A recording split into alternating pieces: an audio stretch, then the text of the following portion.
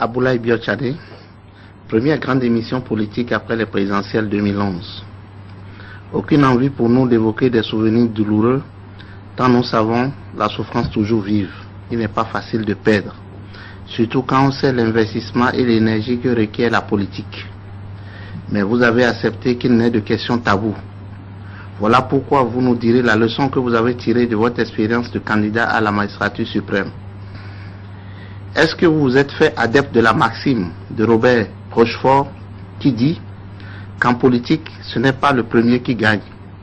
La logique méritocratique ne vaut pas dans ce domaine. Ou tout au contraire, vous avez fait de votre échec un tremplin, vous remémorant ces propos de Nietzsche, ce qui ne tue pas te rend plus fort. Et vous avez crié, en tournant le visage vers l'avenir, le soldat qui a peur de combattre, il faut qu'il choisisse un autre métier. De toute façon, nous avons besoin de comprendre comment un banquier central comme vous, ancien directeur Afrique du Fonds monétaire international, président en exercice de la Banque ouest-africaine de développement, s'est jeté dans ce monde féroce de la politique où le cadavre d'un ennemi a toujours senti bon. Nous avons aussi besoin de savoir ce qui s'est passé entre Boni Yayi et vous pour que votre amitié se soit transformée en incompréhension puis en véritable haine.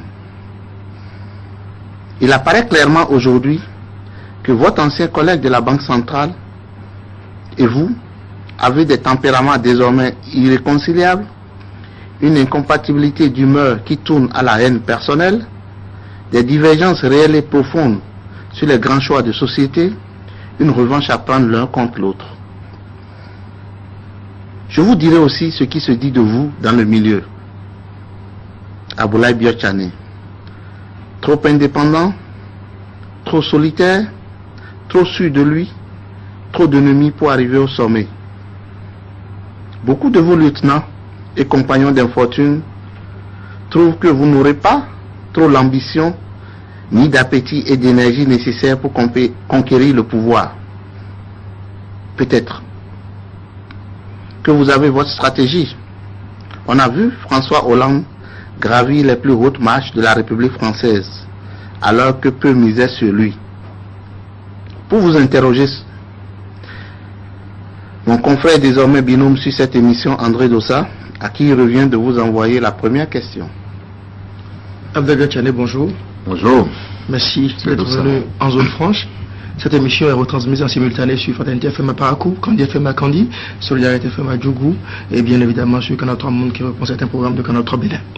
Aboulaye Biotchane, cette présentation faite par Malick Gomina nous renseigne-t-il assez sur vous? Que manque-t-il à cette présentation pour qu'elle soit assez complète? Merci beaucoup M. Dossa, merci beaucoup M. Gomina. Je voudrais avant tout vous remercier de me donner cette opportunité, cette grande opportunité de m'expliquer. Je voudrais aussi en passant saluer tous vos téléspectateurs et tous les auditeurs des radios partenaires qui participent à cette émission.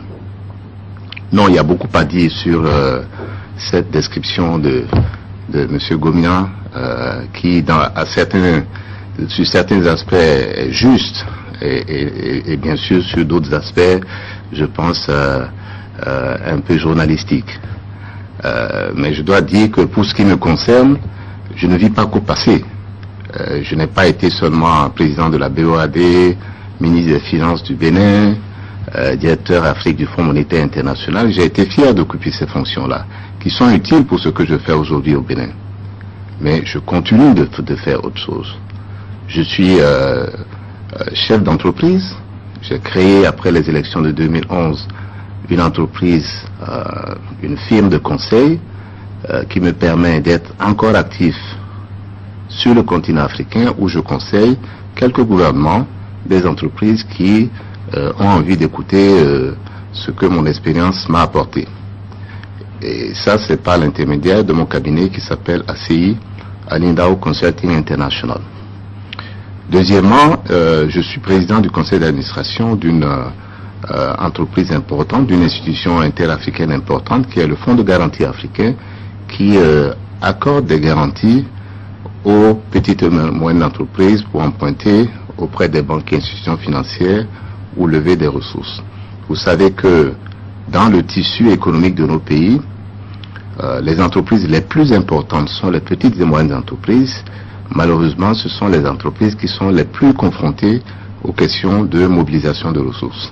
Et donc c'est un défi pas seulement béninois, c'est un défi africain, et j'ai accepté donc de présider cette institution africaine pour permettre donc d'aller de l'avant sur ce chantier.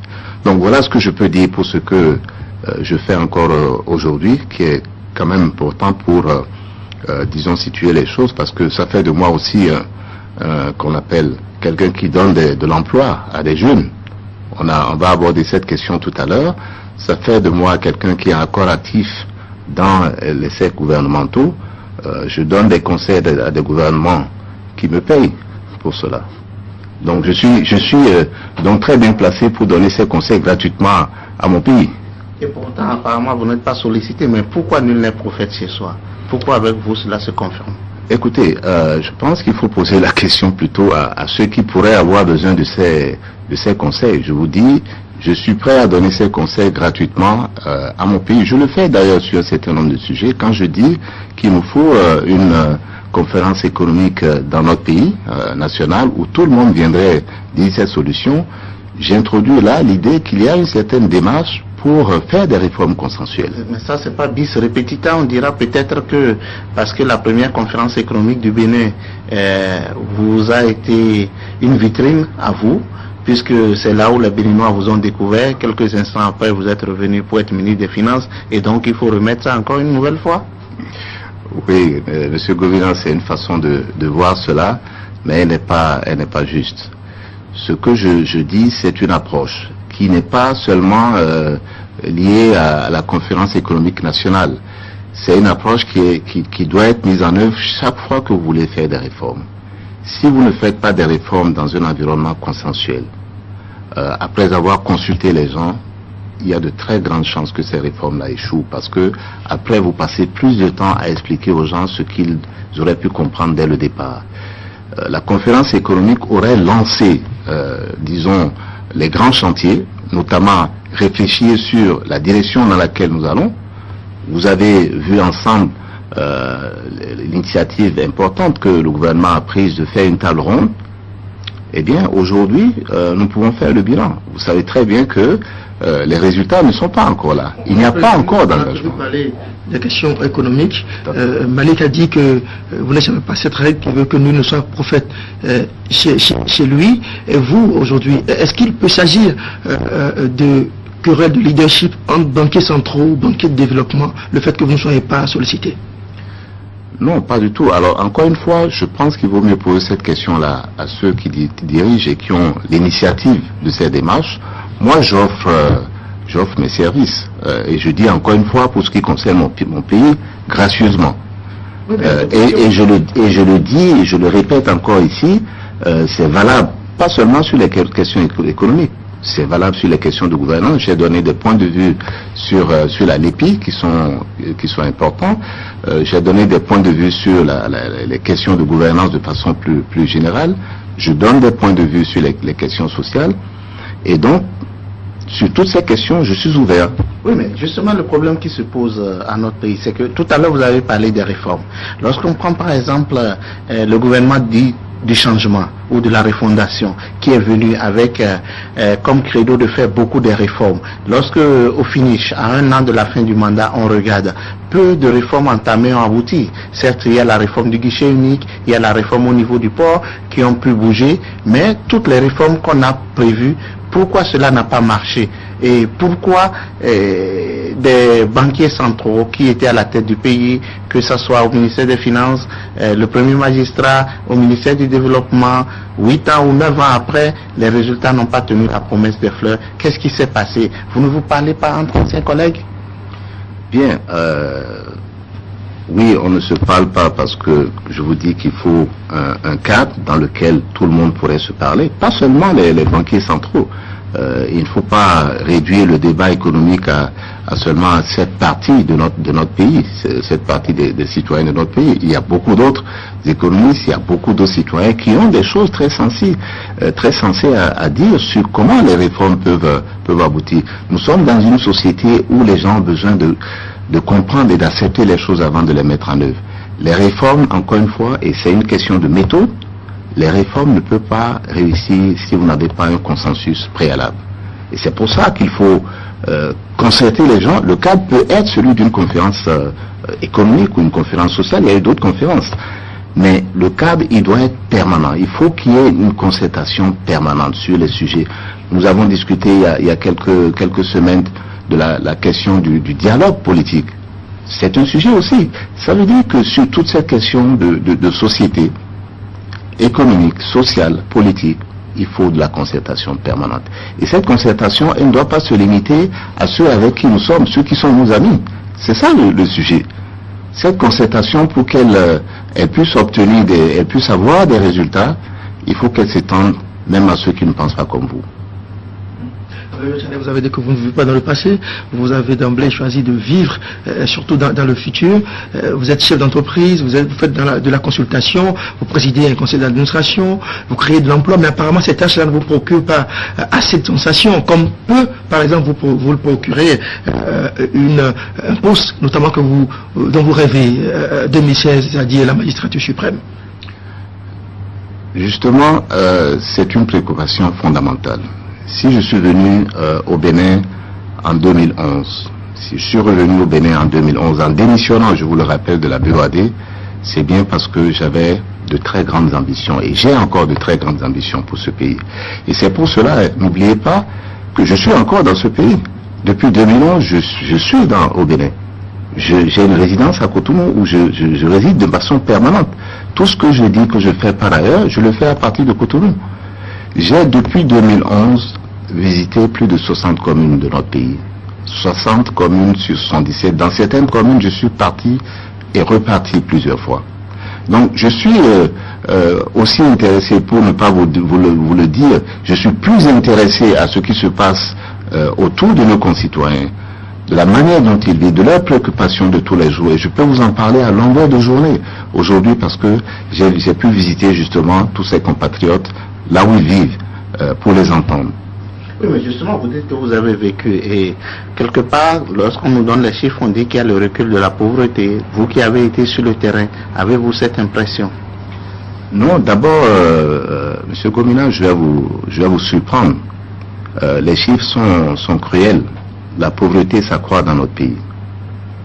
Les derniers chiffres que nous avons disent que 37% de nos compatriotes vivent en deçà du seuil de pauvreté. Ça veut dire quoi concrètement?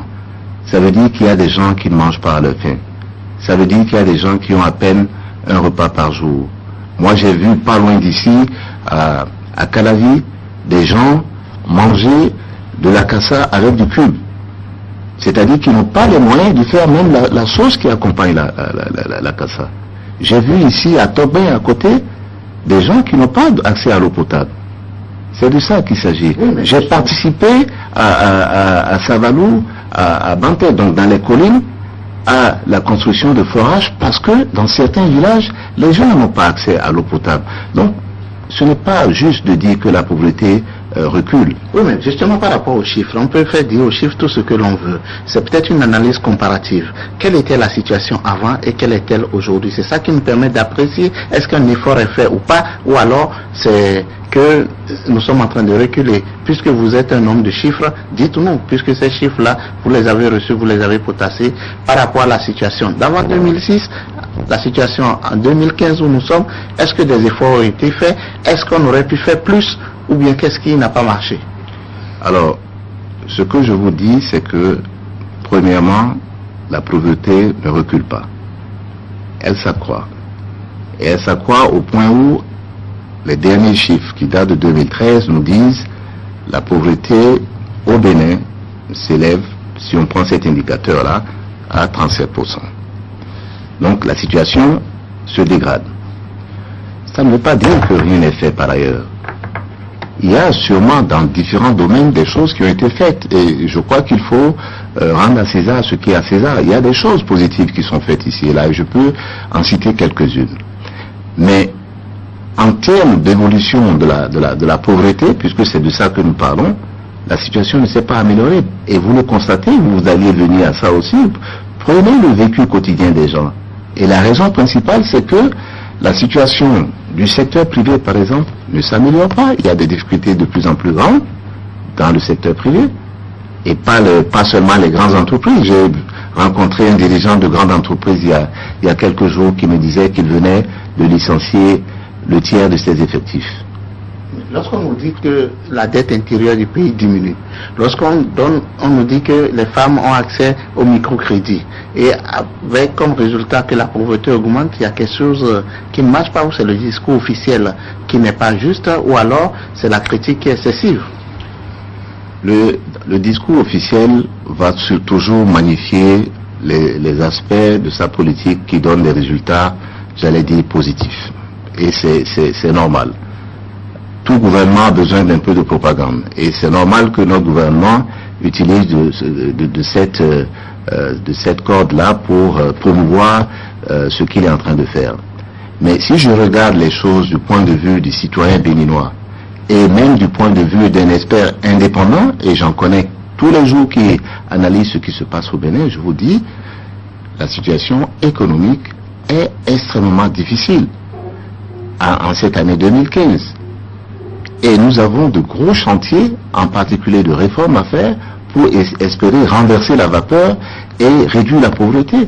Regardez le nombre de chômeurs, notamment parmi les jeunes. Mais il s'accroît tous les jours.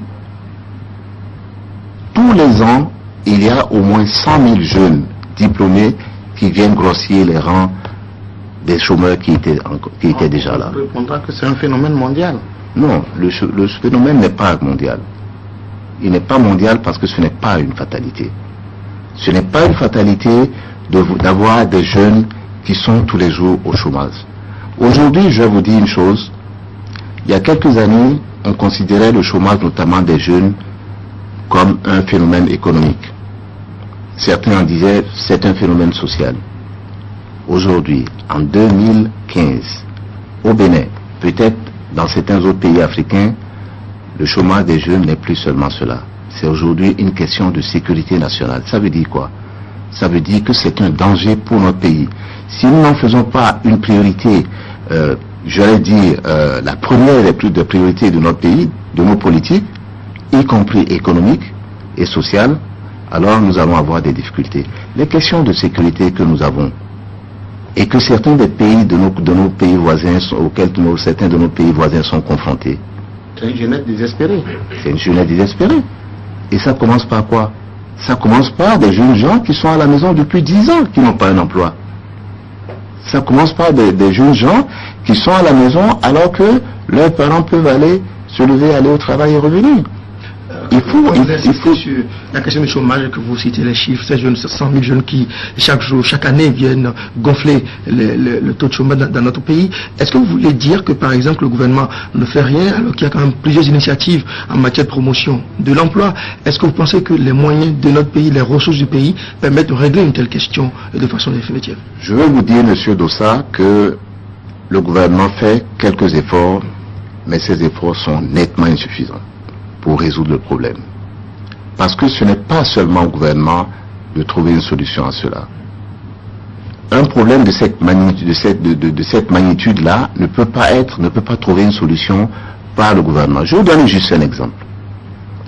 Dans la fonction publique béninoise, dans toute la fonction publique béninoise, il y a moins de 100 000 personnes. Et je vous dis que tous les ans, il y a au moins 100 000 jeunes qui viennent sur le marché du travail.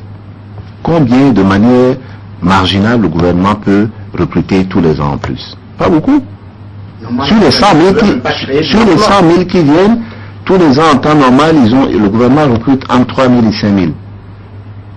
Le reste doit être assuré par le secteur privé et l'auto-emploi. Donc les politiques qui doivent être mises en œuvre sont des politiques qui doivent permettre au secteur privé, donc aux entreprises, et à l'auto-emploi de créer ces emplois-là. Permettre créer les conditions pour que ces entreprises-là prospèrent dans tous les secteurs, l'agriculture, le commerce, les banques, les assurances, le transit. Dans tous ces secteurs-là, il y a des potentialités qui doivent être explorées pour permettre justement au secteur privé non seulement de recruter, parce que le recrutement vient quand les gens ont quelque chose en perspective. Mais si la situation est mauvaise comme elle est aujourd'hui, M. Gomina, je vous dis que les gens licencient au lieu de recruter. Il faut des politiques plus hardies. Il faut que le secteur privé soit à l'aise.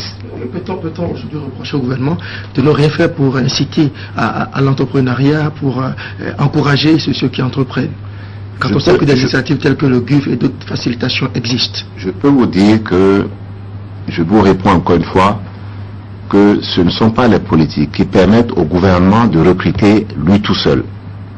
Parce qu'il y a des actions dans ce domaine, je les salue. Il faut continuer dans cette voie. Mais elles sont marginales. Combien le gouvernement peut recruter face à tout ce problème? Vous avez des millions de gens qui sont au chômage aujourd'hui. Donc c'est pas, même si vous recrutez 100 000 personnes, en un an, vous n'avez pas encore entamé le problème. Oui, mais le problème qui se pose, et nos concitoyens nous suivent, c'est qu'ils veulent savoir pourquoi on n'arrive pas à faire l'alchimie entre le privé, le public, pour que le privé puisse trouver son essor et pouvoir recruter assez. Qu'est-ce qui se passe à ce niveau? Il se passe qu'il faut mettre en place, il faut faire les réformes, j'en ai parlé tout à l'heure, il faut faire les réformes dans tous les domaines où le secteur privé a besoin de se sentir à l'aise. Il faut mieux former nos jeunes. Donc la politique de l'éducation aussi est importante. Nous avons des secteurs, je vous le dis. Lorsqu'on regarde le Bénin, bientôt chaque arrondissement aura son université. Donc ça veut dire qu'à ce niveau-là, quelque chose est en train d'être fait. Quelque chose est en train d'être fait, mais pas tout à fait dans le sens qu'il faut. La formation professionnelle. La formation professionnelle. Former des ingénieurs qui vont dans les fermes et non dans les bureaux. J'ai parlé il n'y a pas longtemps avec le recteur Saint-Saint de l'université d'Abomey-Calavi. Il est ingénieur agronome lui-même. Je lui ai dit, mais, monsieur le recteur, nous avons un problème pour nos ingénieurs agronomes que nous formons. Moi j'ai une ferme à Djougou, monsieur Gomina. Ça fait des mois, j'allais dire des années que je cherche des ingénieurs agronomes qui sont capables de diriger la ferme. Et je n'en ai pas trouvé. Parce qu'il n'y en a pas parce qu'il y en a peu. Parce qu'il y en a peu. Il faut former ces ingénieurs-là dans cette direction. Il faut qu'ils puissent être des gens qui vont conseiller des fermiers. Il faut qu'ils puissent être des gens qui puissent créer leur propre ferme, éventuellement. Il y a d'autres domaines. Prenez le secteur du tourisme. Nous avons beaucoup de réceptacles hôteliers, de nouveau. Dans tous les villages, vous en voyez même maintenant aujourd'hui, des hôtels partout. Comment voyez-vous le personnel de ces hôtels et de ces restaurants? Peu qualifié. Peu qualifié. Il faut former dans ce domaine. Dans la construction et le bâtiment, nous avons besoin de gens qui soient des maçons, de bons menuisiers, formés, capables de travailler ici, partout sur le territoire national. Vous le savez qu'il y a des parties dans notre territoire où lorsque vous voulez entreprendre, construire un bâtiment, vous n'avez pas de gens qui sont disponibles. Absolument. Il faut cela. Il faut former des gens pour cela.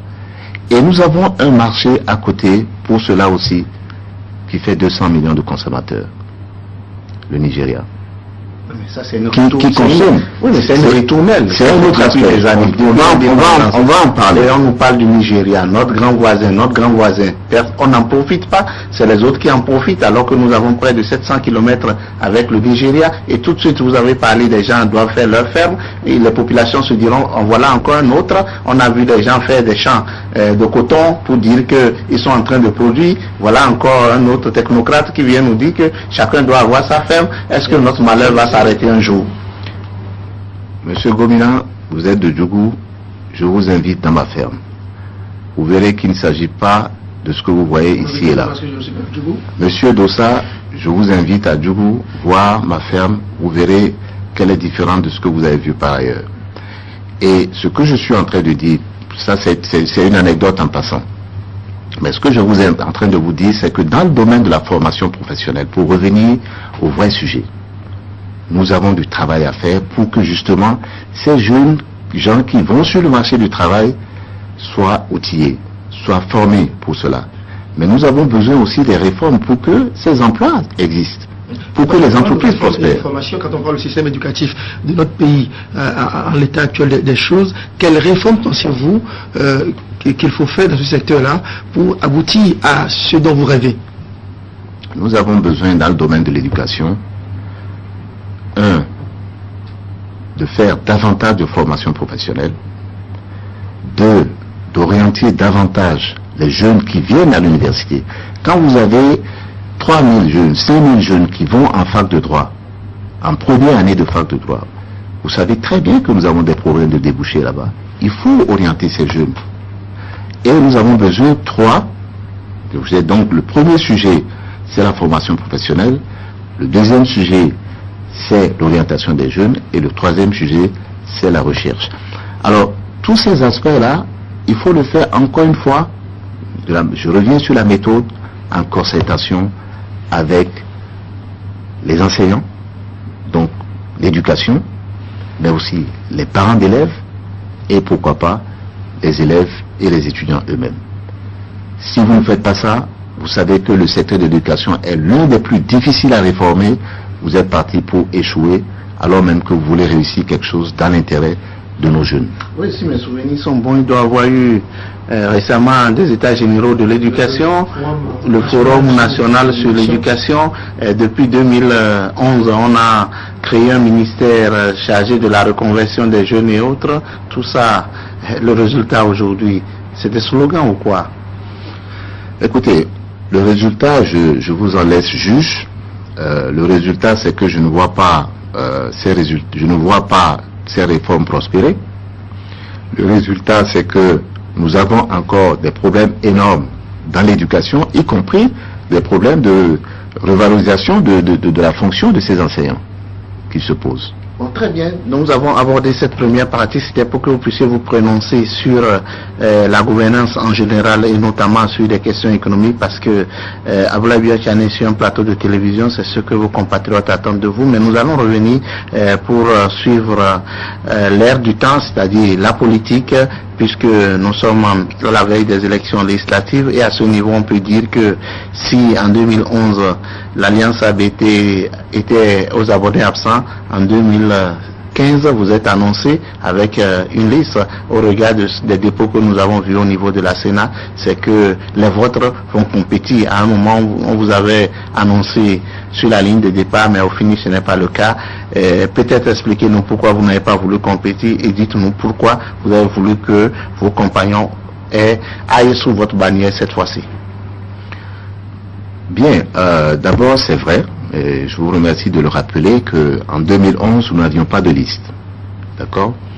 Parce que nous n'étions pas préparés, parce que au lendemain des élections présidentielles, chacun voulait aller dans des directions différentes, et au total nous n'avons pas pu avoir une liste. Cette année, nous avons convenu ensemble avec les partis membres de l'Alliance, parce qu'il faut rappeler cette disposition légale qui est que ce sont les partis qui vont, et les alliances de partis qui vont aux élections législatives. Et donc, en accord avec ces partis, nous avons décidé d'aller ensemble aux élections législatives. Et nous avons de bons espoirs. C'est pour ça que nous allons avec une liste sous notre propre bannière. Et après avoir discuté avec beaucoup d'autres alliés, pratiquement sur toute l'étendue du territoire, nous avons considéré que c'était la meilleure solution pour nous. Et nous verrons, bien sûr, au lendemain du 26 avril 2015, si notre approche était la meilleure. Vous allez mouiller le maillot, on vous trouvera aux côtés de vos candidats? Absolument. Et c'est justement parce que je veux le faire que je ne suis pas candidat. On ne peut pas être tout seul candidat à tout. Il faut choisir. Nous avons partout dans les circonscriptions où j'aurais pu être candidat des personnes bien formées, bien motivées, qui veulent le faire. Je leur fais confiance. je serai à leur côté, comme je serai aux côtés de tous nos candidats pour justement défendre les couleurs de notre alliance. Vous avez tiré la leçon de l'espérance 2011. Certes, l'alliance n'a pas officiellement présenté de liste, mais des partisans de ABT sont allés à ces élections, ont lamentablement échoué. Et vous ont reproché à l'époque de ne les avoir pas soutenus, comme ils étaient en droit de l'attente de votre part. Bien, d'abord il faut pour être historiquement juste, certains de nos anciens amis ont réussi quand même. Nous avons deux candidats qui ont réussi, Monsieur Dossa, l'honorable Poudé, qui était avec nous, Valentin, l'honorable Nigra, qui était là, l'honorable Daïri, qui était avec nous aussi. Donc il y a quand même quelques-uns qui ont réussi, à côté d'autres qui ont échoué. Donc si on veut faire un bilan, il n'est pas totalement négatif. Et nous aurions eu des résultats encore plus probants si une discipline avait pu régner à l'époque pour dire allons dans cette direction, mettons-nous ensemble. C'est ce que certains n'ont pas voulu à cette époque-là. Donc le blâme n'est pas seulement dans une direction, celle d'Abdoulaye Diop qui n'a pas érigé une liste et certains me l'ont reproché. J'en prends acte. Dont ils n'ont pas bénéficié de votre part. C'est juste qu'ils n'ont pas bénéficié de ce soutien parce que je n'ai pas été là, mais je n'ai pas été là aussi parce que je ne voulais pas être le témoin d'un désordre. Nous étions dans une situation difficile, je rappelle, au lendemain d'élections législatives présidentielles que nous avions perdues. Chacun voulait aller dans une direction, chacun voulait être candidat. Certains m'ont même dit, si vous n'acceptez pas de me prendre sur votre liste, je serai sur la liste du FCDE. Donc nous avons tiré la conclusion qu'il n'était pas possible d'aller de manière disciplinée sur une liste et de voir cette liste-là prospérer. Ça a donné les résultats que vous savez. Si certains ont échoué, dans des circonscriptions où nous aurions pu enlever un ou parfois deux députés, c'est justement la conséquence de ces décisions un peu aberrantes. Mais aujourd'hui, vous avez une liste et ce qui fait l'étonnement, c'est qu'on a vu des personnes à côté de vous que l'on dit très proche de Biachane, notamment l'honorable Afo Diobo, qui n'a pas pu trouver place sur votre liste. Il y a quelque chose qui ne tourne pas rond? Je crois que c'est d'elle seule que vous voulez parler. Parce que vous n'allez pas me citer d'autres noms. Alors pour revenir à Madame Afo Diobo, c'est une personne pour laquelle j'ai une grande amitié, un profond respect et une infinie gratitude pour ce qu'elle a fait avec moi depuis 2010-2011. Cela étant, dans le processus de mise en place de cette liste, partout, j'allais dire presque partout, les militants ont souhaité choisir leur candidat. Et j'ai adhéré à cette démarche-là. Dans la circonscription où Mme Afo Diobo souhaitait être candidate, et souhaite être candidate, la 14e circonscription, les militants à la base ont décidé de procéder par des primaires. Et à l'occasion de ces primaires-là, ils ont choisi leur candidat en la personne pour Bassila de M. Afo et pour Kopargo de M. Hassan Sebo. J'ai considéré que c'est un processus démocratique qu'il ne fallait pas déjuger, qu'il ne fallait pas déranger parce que je considère que c'est la meilleure voie pour nous de gagner ces élections et d'avoir des députés. Et cela étant, comme je vous l'ai dit, j'ai de profonds respect pour Mme Afo Diobo et je lui ai fait des propositions dans ce cadre en disant nous avons d'autres chantiers. On ne peut pas dire si je ne suis pas député, je n'ai plus rien d'autre à faire. En passant, ce sont de telles approches qui nous créent des problèmes un peu partout en Afrique. Quand vous avez des gens qui disent moi, si je ne fais pas ceci, je ne peux rien faire d'autre. Alors je lui ai dit, nous avons d'autres chantiers. Et même si vous souhaitiez être député, nous avons d'autres circonscriptions où, éventuellement, on pourrait vous proposer pour être candidate. Mais là, elle est difficilement consolable, puisqu'on la retrouve sur une liste concurrente. Je sais qu'elle est difficilement consolable. Et c'est pour ça que je lui dis, elle garde pour moi cette même gratitude. Elle garde pour moi ce même profond respect. Elle garde pour moi cette même amitié. Et j'espère qu'à la fin des élections, on se retrouvera pour continuer parce qu'elle est toujours membre de l'Alliance. Que pensez-vous de ces différentes alliances qui se constituent pour aller aux élections? On a désormais une vingtaine de listes pour aller aux élections. Un regard global avant peut-être qu'on puisse aller un peu dans le détail. Écoutez, moi j'ai salué la création de certaines alliances en espérant qu'elles vont continuer après les élections législatives. Parce que nous avons besoin, nous sommes dans un système de multipartisme intégral que je salue et qui a été mis en place à l'occasion du renouveau démocratique qui date aujourd'hui de 25 ans et nous devons célébrer encore une fois cette échéance-là. Mais il faut qu'on aille au-delà. Il faut qu'on aille au-delà parce que il ne faut pas que ces alliances soient uniquement pour cette échéance. Il ne faut pas que ces alliances soient uniquement réservées à des départements ou toutes proches des départements. Nous avons besoin de consolider l'unité nationale dans notre pays. Et la meilleure façon de consolider l'unité nationale, c'est de mettre ensemble des gens qui viennent d'horizons divers, mais qui ont effectivement aussi la même vision du pays. C'est ce que nous essayons de construire dans notre alliance. Il faut que les gens puissent venir de tous les départements, comme d'ailleurs la loi l'exige, comme la Constitution l'exige, dans les partis et dans toutes les alliances. Mais nous savons que ce n'est pas le cas. Mais nous devons travailler pour aller davantage et tous les jours dans cette direction. Parce que c'est ça qui va grandir notre pays. C'est ça qui va nous permettre de préserver la paix. Et c'est ça qui va nous permettre de développer de manière durable notre pays. Justement, nous allons aller dans le détail. On a vu aussi que le président sortant, la majorité sortante, a une liste, les forces courues pour un Bénin émergent, et le chef de l'État veut une majorité à l'Assemblée nationale pour lui permettre de finir en beauté. Quelles sont vos appréciations par rapport à cet état de choses? Non, tout ce que j'ai à dire, c'est que ça me paraît être une attitude normale. Le chef de l'État part de cette législature avec une majorité. Il ne veut pas reculer, donc il souhaite avoir au minimum une majorité comme celle qu'il a eue pendant cette législature qui se termine. Je crois que c'est légitime. De l'autre côté, d'autres forces s'organisent aussi pour avoir une majorité. Vous le savez, et chacun se bat dans cette direction.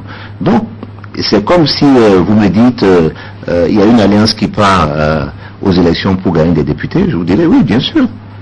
Chacune de ces alliances, des 20 alliances que vous avez, va à cette élection pour avoir des députés, et certaines pour avoir éventuellement la majorité comme le FCBE.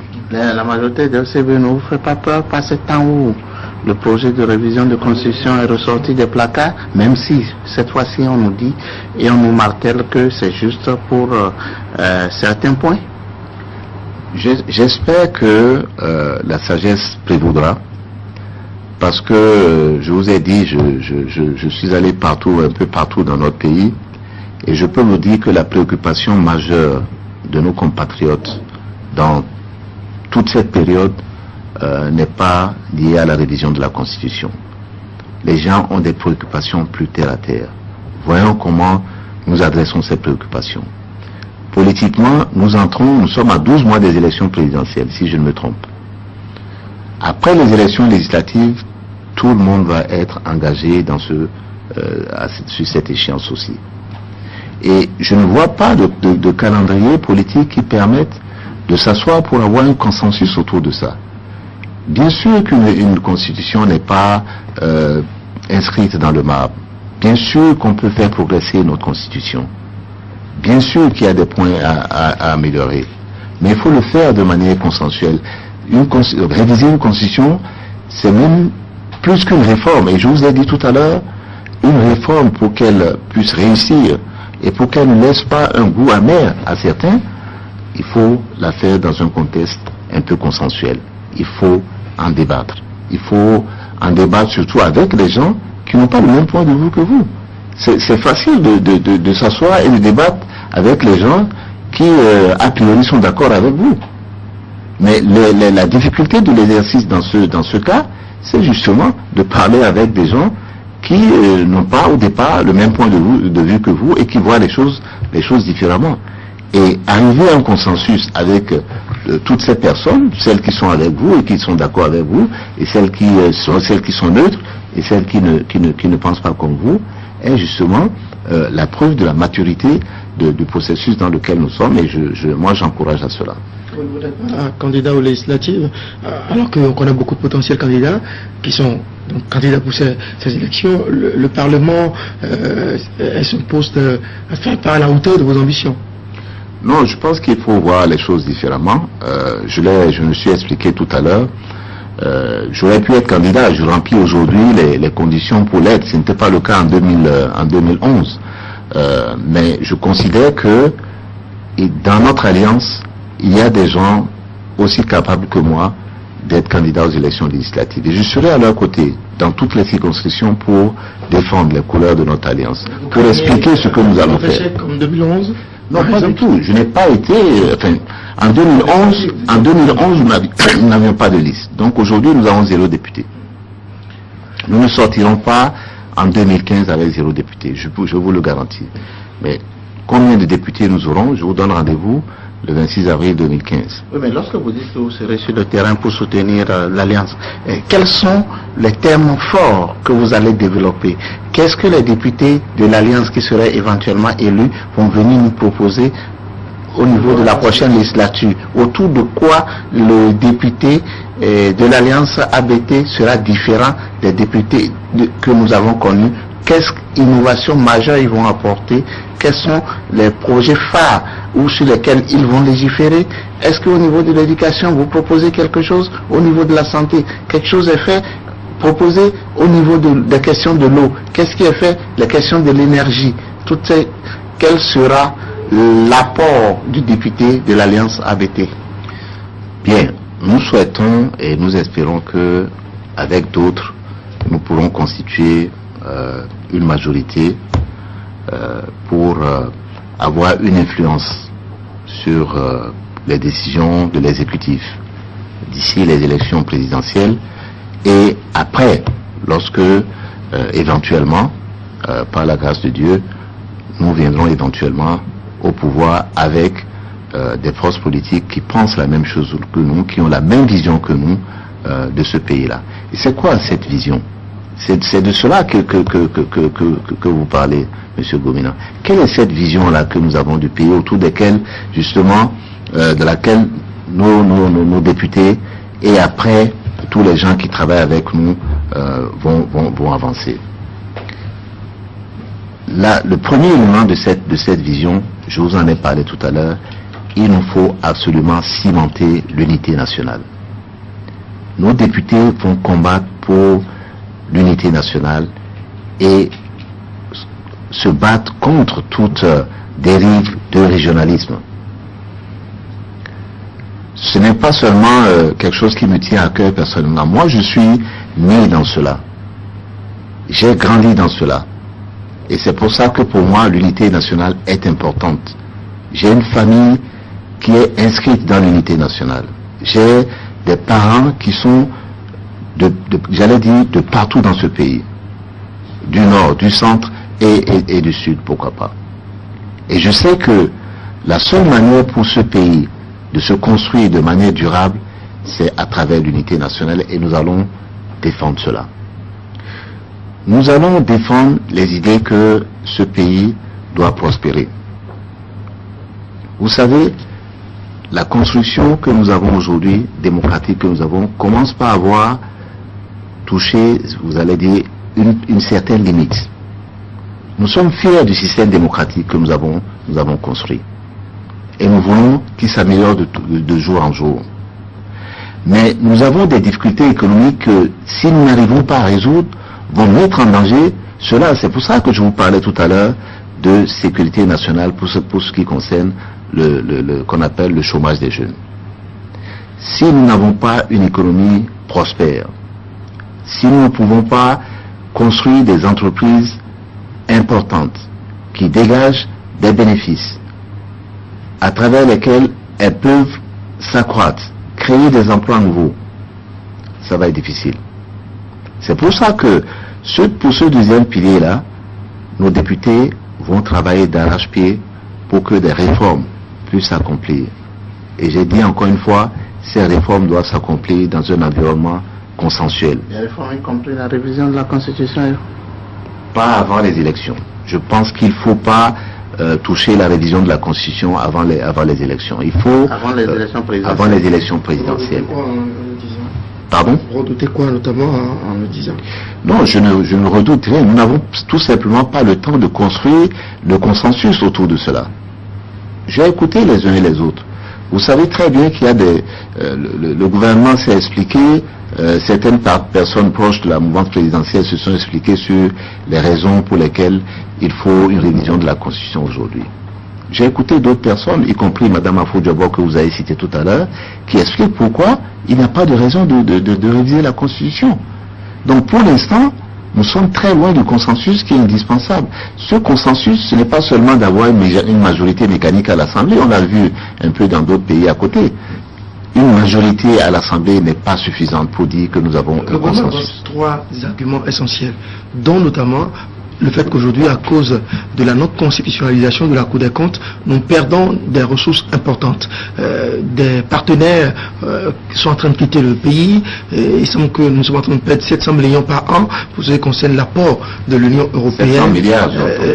Bon, 700 milliards, vous choisirez les chiffres qui vous conviennent. Est-ce que cet argument vous paraît assez pertinent? Écoutez, vous avez écouté Mme Afro-Diabo, vous avez écouté d'autres personnes. Moi, je ne veux pas rentrer dans cette polémique parce que je crois que ça va être difficile et ça va être très long. Je peux revenir sur chacun des arguments invoqués par le gouvernement pour dire qu'ils sont justes ou qu'ils sont erronés. De celui qui dit qu'on paie des ressources importantes parce que certains partenaires ne sont pas contents de nous pour le fait d'avoir pas constitutionnalisé la Cour des comptes. Mais les partenaires ne sont pas contents, ce n'est pas seulement parce que nous n'avons pas constitutionnalisé la Cour des comptes. C'est aussi et surtout parce que ce que la Cour des comptes aurait pu faire si elle avait existé n'est pas fait. Il ne faut pas passer trop de temps sur les institutions.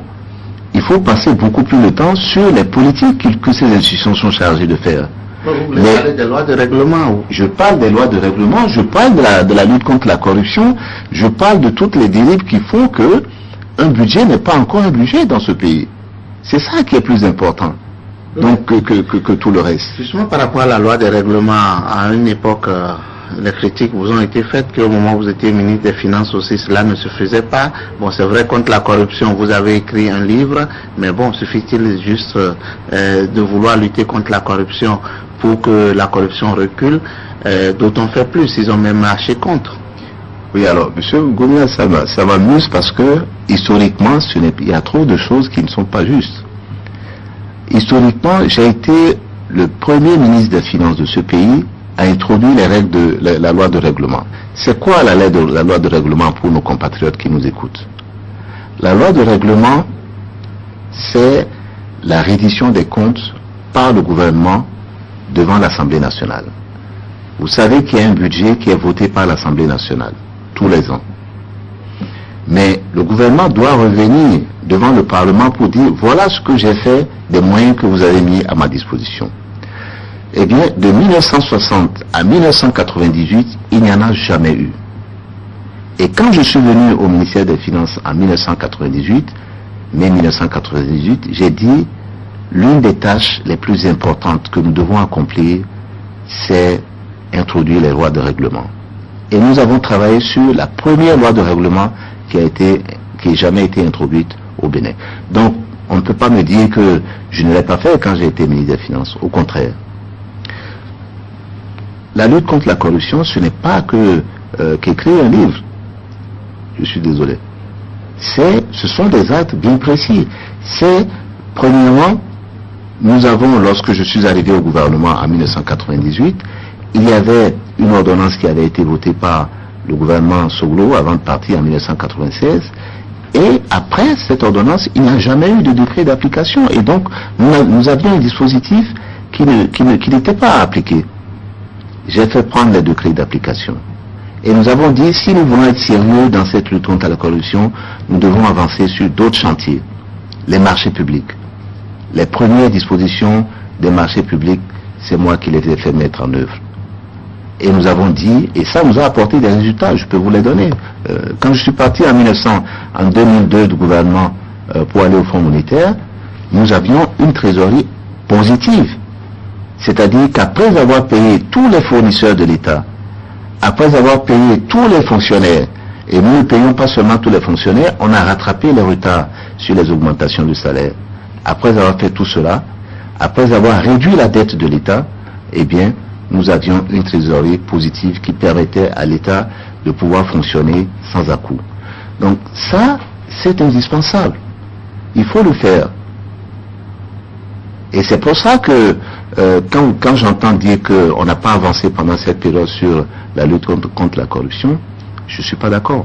Maintenant, le regard croisé avec ce qui se passe aujourd'hui en matière de lutte contre la corruption. Oui, la question. Oui, quel regard vous faites entre ce qui... Oui, écoutez, moi je peux vous dire que, et c'est pour ça que les partenaires au développement ne sont pas contents. Quand nous étions là, quand moi j'étais ministre des Finances, je peux vous dire que nous avions, justement avec les Danois par exemple, la meilleure coopération. Quand je partais en 2002 du gouvernement, le Danemark était le premier bailleur de fonds du Bénin, bien loin devant tous les autres. À cause justement de ces mesures qui avaient été prises sur les marchés publics, sur la corruption, sur d'autres actions qui sont indispensables. Donc, ce n'est pas quand les partenaires disent nous voulons une Cour des comptes, ce n'est pas la Cour des comptes en tant qu'institution seulement. Ce sont les autres mesures qui sont indispensables pour s'assurer que l'argent du contribuable et surtout leur argent qui vient de leurs contribuables est bien dépensé. Que le budget est un vrai budget. Que quand on a voté 1500 milliards, eh bien ces 1500 milliards vont aux actions qui ont été édictées par le Parlement. Apparemment, vous semblez émettre des réserves par rapport à ces 1500 milliards ou... Ce n'est pas moi qui émets des réserves, ce sont les partenaires qui émettent des réserves, qui vous disent le budget n'est pas un budget. C'est quoi alors? C'est une décision qui a été votée, il faut voir la reddition pour savoir. Intéressez-vous aux lois de règlement qui ont été approuvées par le Parlement. On en est où? Donc, c'est pour revenir à votre question, M. Dossa, et pour qu'on ne s'égare pas trop pour nos compatriotes qui nous suivent. La question qui est posée par les bailleurs de fonds au sujet de la Cour des comptes, ce n'est pas seulement la Cour des comptes. C'est avoir un dispositif institutionnel qui garantisse que les ressources, qu'elles soient internes ou qu'elles soient externes, donc venant d'eux-mêmes, les bailleurs de fonds sont bien dépensés et vont dans la direction sur laquelle on s'est entendu. Et c'est ça aussi, quand le MCA décide de ne pas accorder le second compact, ce n'est pas parce que la Cour des comptes n'existe pas. Oui, mais ce retard a été rattrapé. Et je salue la décision. On va évoluer donc dans cette discussion. Dans son introduction, Malick Gomina parlait de vos rapports avec le chef de l'État en termes de haine et d'autres considérations. Cela est-il exact? Non, je pense d'abord il faut relativiser les choses. Vous avez dit le chef de l'État, le président de la République, pour moi, c'est une institution. Et parce que je suis intéressé à ça, j'ai un grand respect pour la fonction du président de la République. Donc j'ai un grand respect pour... Il pouvait être autrement, puisque vous... Pardon? Il pourrait en être autrement, puisque... Mais justement, vous briguez le portefeuille. Parce que justement, je brigue la fonction, je brigue le portefeuille, j'ai brigué le portefeuille et j'espère le faire si Dieu m'accorde cette vie-là. Eh bien, j'ai l'obligation de respecter profondément cette fonction, cette institution-là. Et donc, tout le reste n'est d'ailleurs pas juste de dire il n'y a pas de haine à avoir vis-à-vis d'institutions. moi je suis... entre les personnes. Entre les personnes, je vais vous dire, il peut y avoir des différences, il peut y avoir des divergences. Mais personnellement, Abdoulaye Biotchane, je n'ai aucune haine vis-à-vis du président Yahya Boni. Ça, je peux vous le dire. Et donc, je vais vous dire, je vais aller plus loin. Oui. Je vais aller plus loin. Vous savez, il y a quelques années, en 2002, quand j'ai rejoint le Fonds monétaire international, quelques mois après moi, il y a eu un monsieur qui a été élu à la Banque mondiale comme président de la Banque mondiale. Il s'appelle Paul Wolfowitz. Paul Wolfowitz est venu au Bénin et il est reparti du Bénin et il a visité d'autres pays.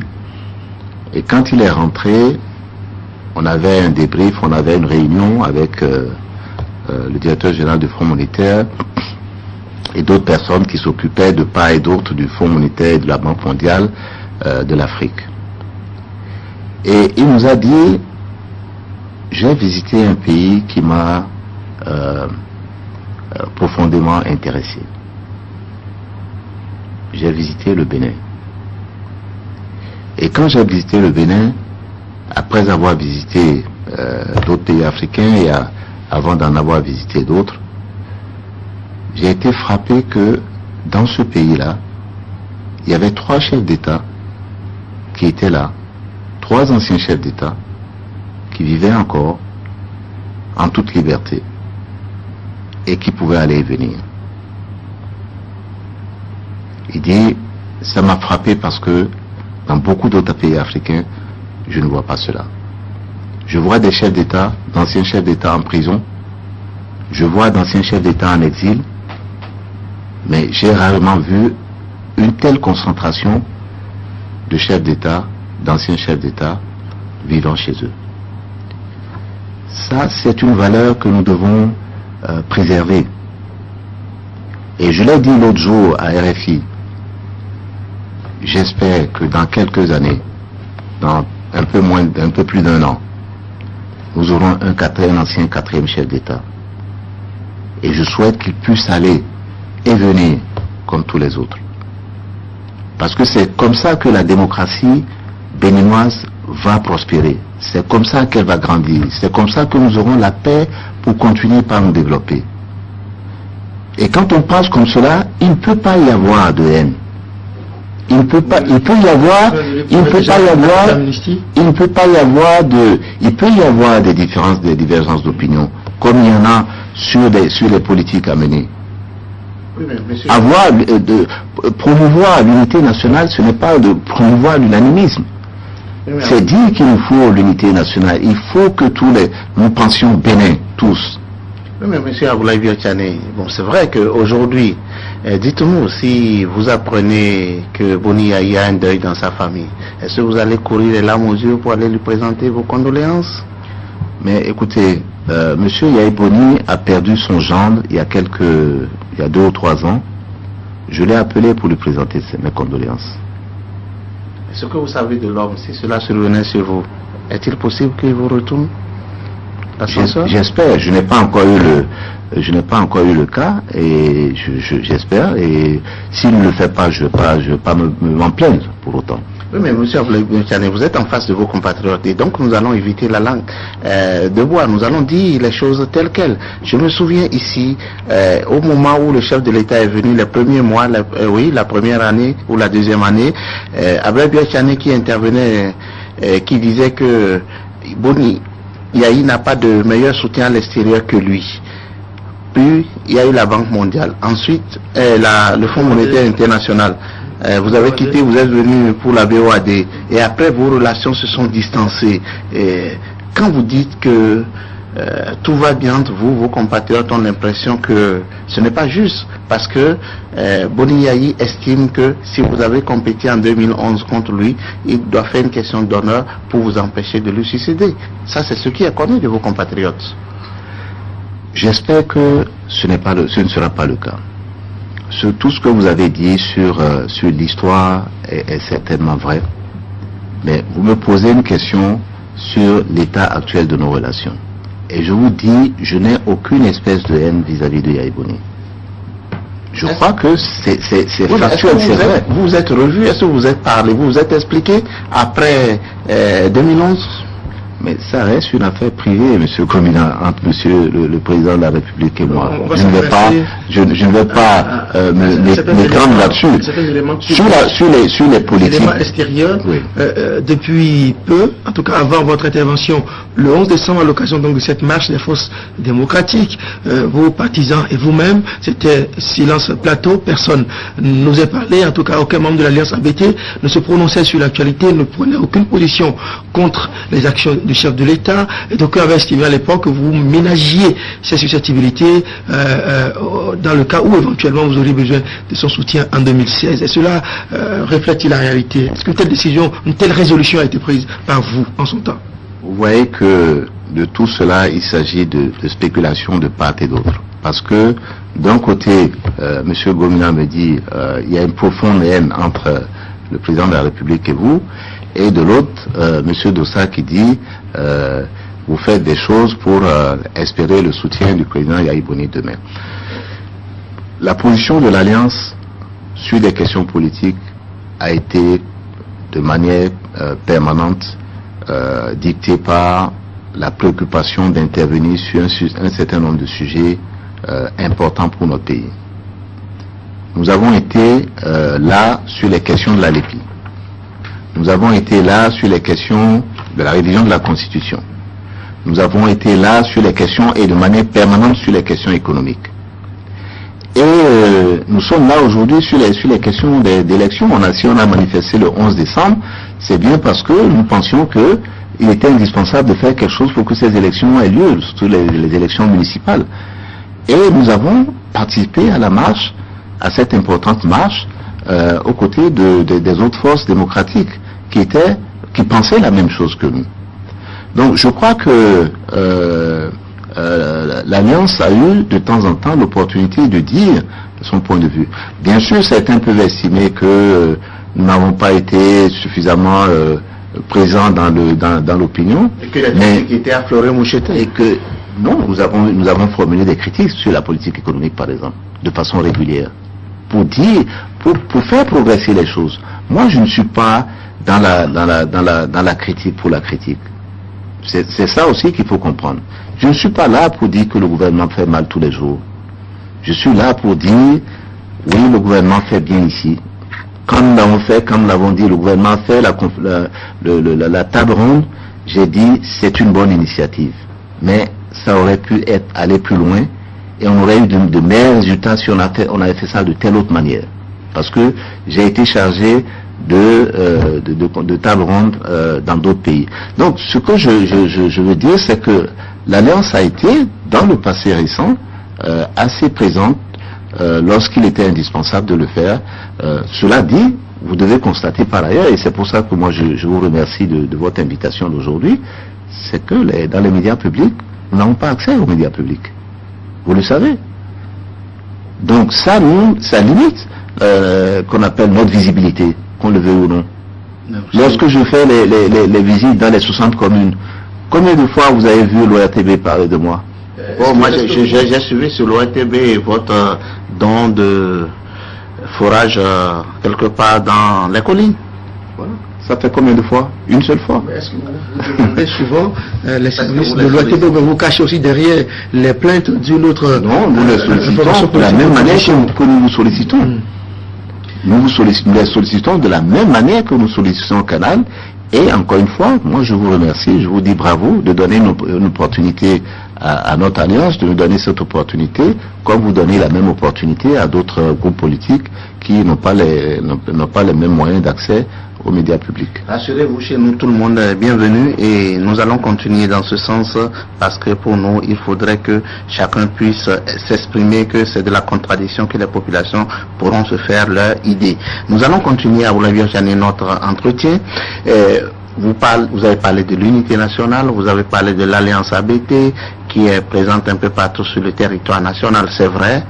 Mais il y a Abdoulaye Biotchane, candidat aux prochaines élections présidentielles, qui aurait souhaité par exemple être dans la droite ligne de ce qui se passe depuis 1960 au Bénin, bénéficier de l'électorat d'une partie de notre pays en bloc, c'est-à-dire la partie septentrionale pour ne pas la nommer. Mais voilà que dans le starting bloc, il y a un autre qui vient et qui est aussi présent sur le territoire. Je veux nommer le général Robert Bihan qui vient vous discuter un peu cette partie de notre pays. Et quelle est votre approche? Qu'est-ce que vous pensez de sa candidature aussi, même si rien n'est encore officiel? Bien, moi ce que je vais vous dire va peut-être vous surprendre. Historiquement, il y a eu plusieurs candidats dans le septentrion. Et je me rappelle très bien qu'en 2001, quand le président Kérékou, j'étais dans l'époque dans son gouvernement, a été candidat en 2001, il y avait d'autres candidats. Il y avait Zoumarou, il y avait Sakalafia, mais etc. Ça n'avait pas fait long. Chacun, nous sommes dans un pays, je l'ai rappelé tout à l'heure, où la Constitution nous donne la liberté d'être candidat quand on le souhaite.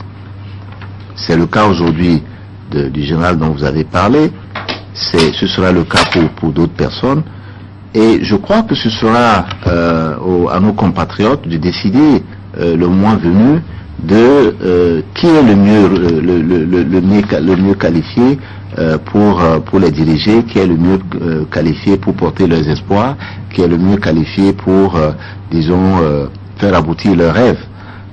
C'est de cela qu'il s'agit. Moi, je n'ai pas d'autres commentaires à faire aujourd'hui. Je crois que nous sommes dans un système démocratique qui a fait ses preuves et pour lequel nous nous battons tous les jours. Je ne vais pas aujourd'hui interdire à quelqu'un qui en a envie d'être candidat parce que ça me porterait ombrage.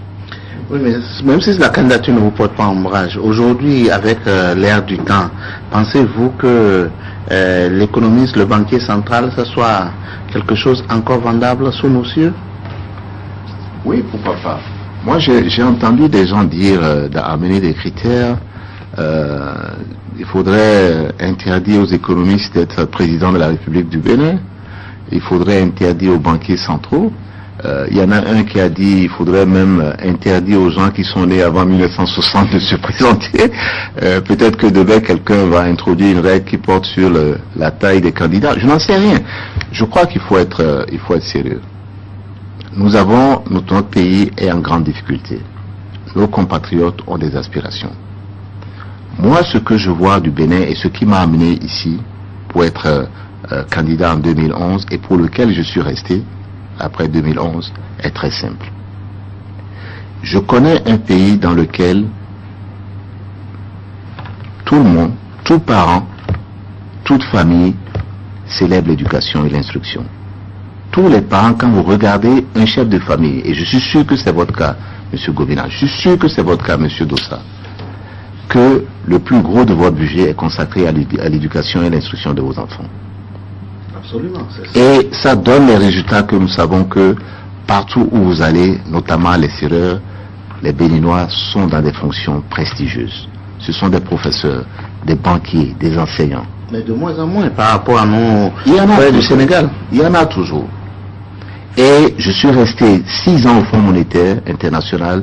J'ai pu visiter, j'avais la responsabilité de 44 pays et j'ai pu visiter la plupart de ces pays pour savoir que de ce point de vue-là, du point de vue des ressources humaines, le Bénin est très bien placé. Donc, et j'ajoute que quand vous demandez dans ces communautés-là, surtout à l'étranger, que pensez-vous des Béninois, ils vous disent, ils sont des travailleurs. J'ai eu à l'expérimenter ici quand j'ai été pendant 4 ans ministre des Finances dans le gouvernement du président Kérékou, que je salue au passage.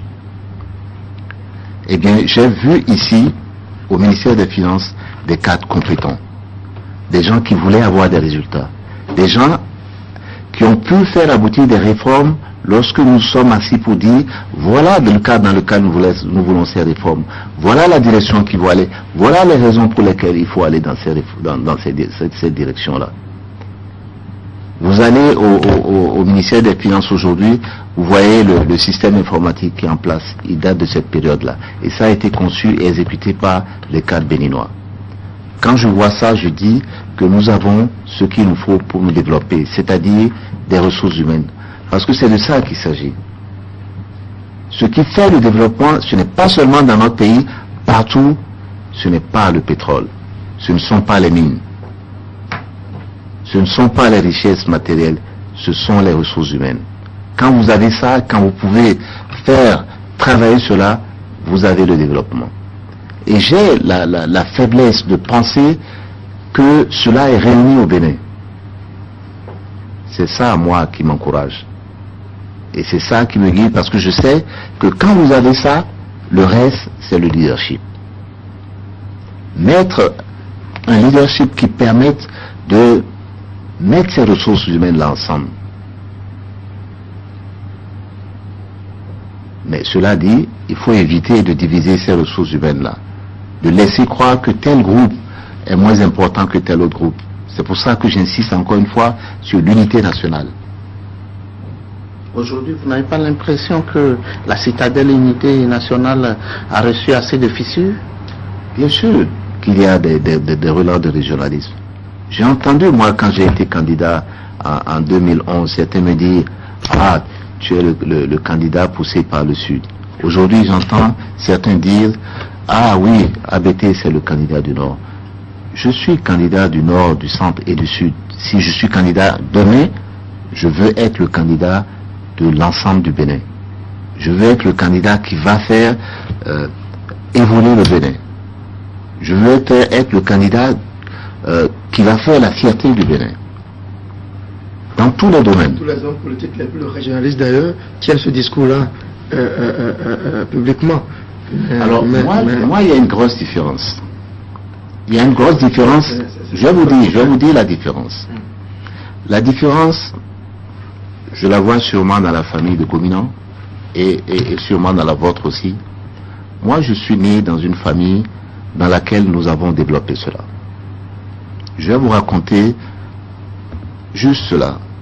Je viens d'une famille où mon père a été un polygame.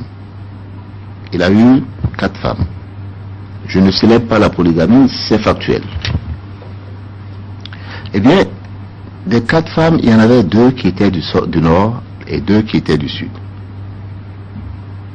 Ça fait de moi quelqu'un qui passait une partie de ses vacances à Djougou, une bonne partie de ses vacances à Kobe et une autre partie de ses vacances à Porte-Nouveau. Et j'ai vu grandir avec moi dans ma maison, dans la maison de mon père, des gens qui venaient de partout dans le Bénin. Ça fait de moi que je ne peux pas voir quelqu'un de Kobe et dire il est différent de moi. Et voir quelqu'un de Porte-Nouveau ou de Ouida et dire qu'il est différent de moi. J'ai en plus après évolué dans des institutions internationales où je ne vais pas aller dire je vais promouvoir quelqu'un de Djougou parce qu'il n'y en a pas là-bas. Mais qu'est-ce qui fait qu'aujourd'hui... Donc il faut dire, et c'est ça qui est important. Je veux finir de répondre à M. Dossa. Oui, tout le monde peut avoir un discours contre le régionalisme et pour l'unité nationale. Mais il faut que chacun de nous fasse prévaloir son expérience dans ce domaine. Et c'est important, le vécu de chacun de nous. Aujourd'hui, j'ai de la famille à Kobe, dans le zoo. J'ai de la famille à Porte-Nouveau. J'ai 2 sœurs qui sont mariées à Porte-Nouveau qui vivent, et j'y vais régulièrement pour voir mes neveux et mes nièces. Oui, monsieur Biotchane, ça c'est votre cas particulier. Mais aujourd'hui, il faut le dire, lorsque les micros sont éteints, lorsque les caméras sont fermées, il n'y a que beaucoup de nos compatriotes béninois, notamment ceux de la partie méridionale du pays, ont comme impression qu'ils ne sont pas traités de la même façon que leurs frères de la partie septentrionale. Est-ce que vous ne voyez pas ce malaise-là? J'entends cela. J'écoute ce que je vous ai dit, j'ai visité plus de 60 communes aujourd'hui. Et j'ai entendu cela dans certaines communes. J'ai entendu cela dans certains quartiers de Cotonou. Dans d'autres quartiers à Ouida. J'étais à Boumé pour justement prononcer un discours sur l'unité nationale. Et j'ai entendu ces critiques. Ce que je veux dire, c'est que je comprends la colère de certaines personnes devant un certain nombre d'actes. Je vous ai dit tout à l'heure, nos compatriotes célèbrent l'éducation et l'instruction. Chacun investit pour que son enfant aille à l'école et devienne quelqu'un. Et ce quelqu'un, c'est d'abord et avant tout un fonctionnaire de façon générale. Ça, c'est une des choses que nous allons réformer, mais c'est un autre aspect du sujet. Parce qu'il faut que nous formions nos enfants, pas pour être des fonctionnaires, mais pour être des acteurs économiques, pour être des employeurs, pour être des chercheurs, etc. Mais quand les gens dépensent de l'argent pour que les enfants deviennent des fonctionnaires, évidemment, vous pouvez comprendre qu'ils soient en colère quand on leur dit qu'il y a un concours professionnel ou des concours professionnels qui ont été organisés et que les résultats ont été manipulés, biaisés et teintés de régionalisme. Je comprends parfaitement cela et je dénonce cela. Et ce que je dis, c'est que moi, je ne ferai pas ça. Et encore une fois, pas sur la base d'engagement pour le futur, sur la base aussi de mon vécu personnel et de mon expérience professionnelle. J'ai été 4 ans au ministère des Finances. Et vous pouvez interroger ceux qui avaient été mes collaborateurs. Mes choix, et l'une des choses sur lesquelles j'ai insisté quand j'ai été nommé, c'est la possibilité de nommer mes collaborateurs. Et ces choix que j'ai faits n'ont pas été dictés par le régionalisme.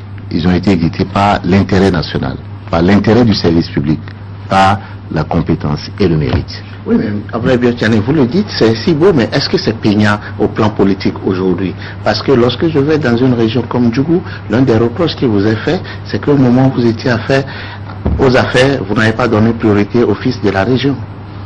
Je comprends, j'ai entendu cette critique-là à Djougou, et c'est très bien de la relever, mais en même temps, il faut résoudre derrière les problèmes qui font que je suis dans l'incapacité, en tant que ministre des Finances, de mettre ce qui n'est pas juste, parce que nous avons nommé des gens de Djougou, y compris des gens qui sont ministres aujourd'hui, dans le gouvernement de... Tout à fait. Donc, ils sont dans le gouvernement aujourd'hui, ils ont été nommés, ils sont de Djougou.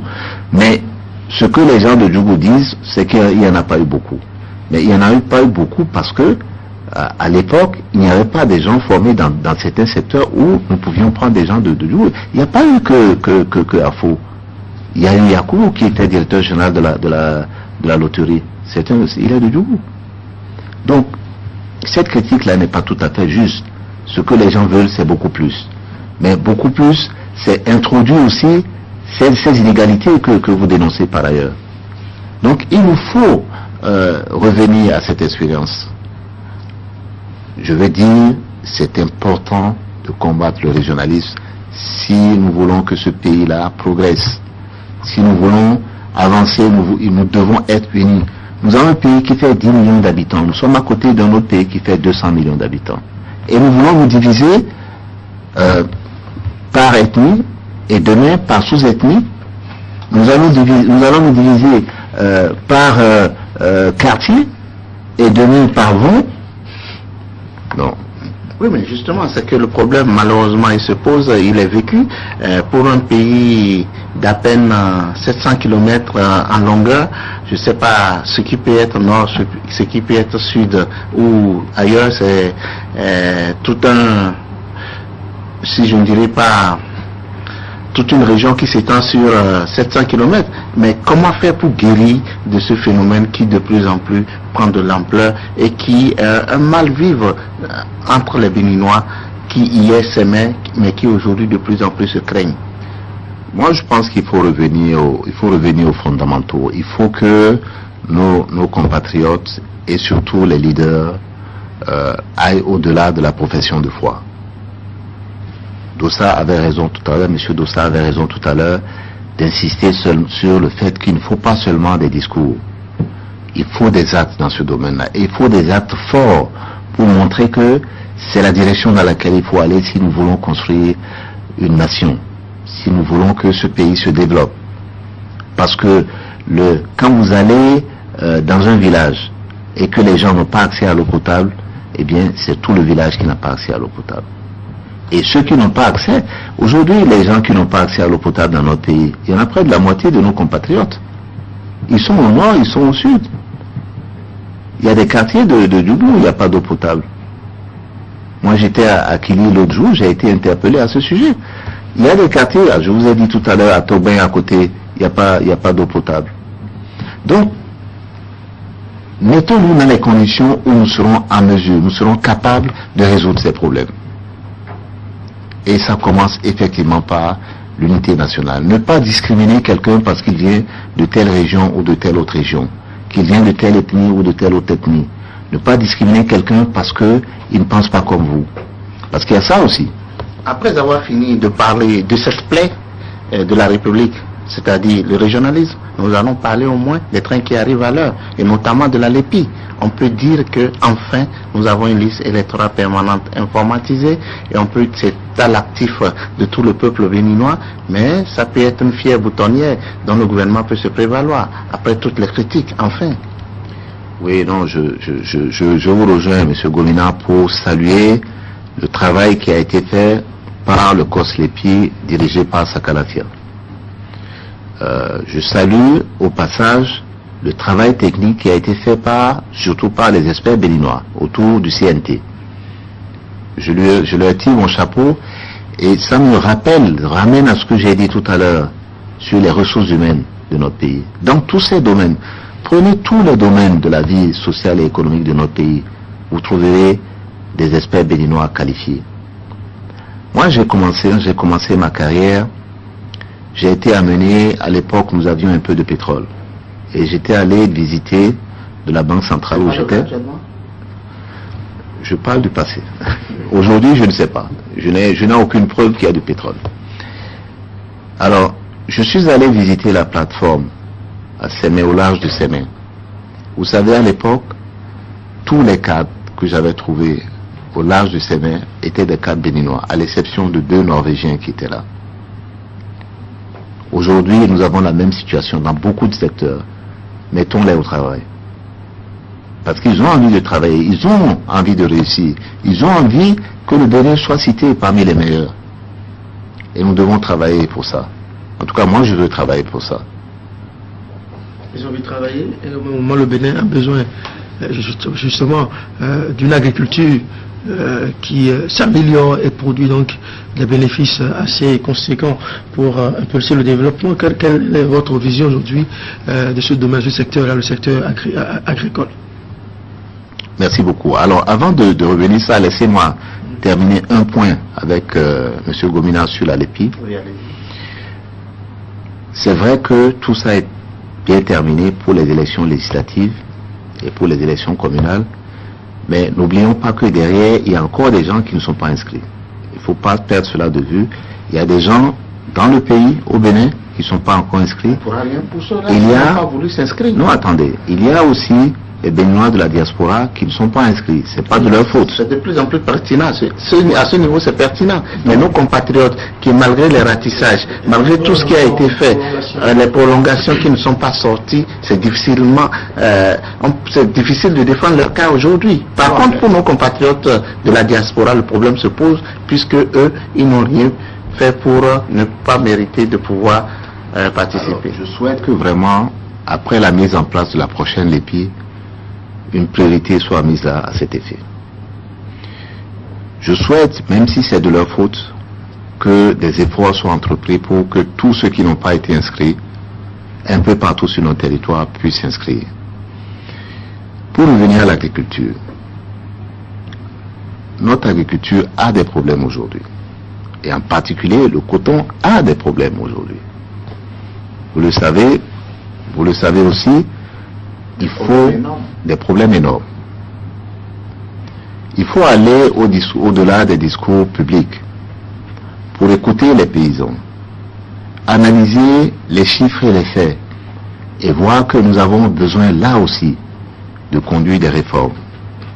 Et c'est pour ça que nous avons réfléchi à cela, nous avons travaillé là-dessus, sur l'agriculture, sur le coton. J'ai fait une conférence à Parakou là-dessus. À Banikwara, nous avons fait aussi une conférence sur le coton, pour dire que pour l'essentiel, 2 ou 3 choses. La première chose, c'est que les paysans, qu'ils soient dans le coton ou dans d'autres filières, ont besoin de gagner beaucoup plus qu'ils ne gagnent aujourd'hui. Et nous devons mettre la priorité à ça. Et pour qu'ils gagnent beaucoup plus, l'accent doit être mis avant tout sur l'amélioration des rendements.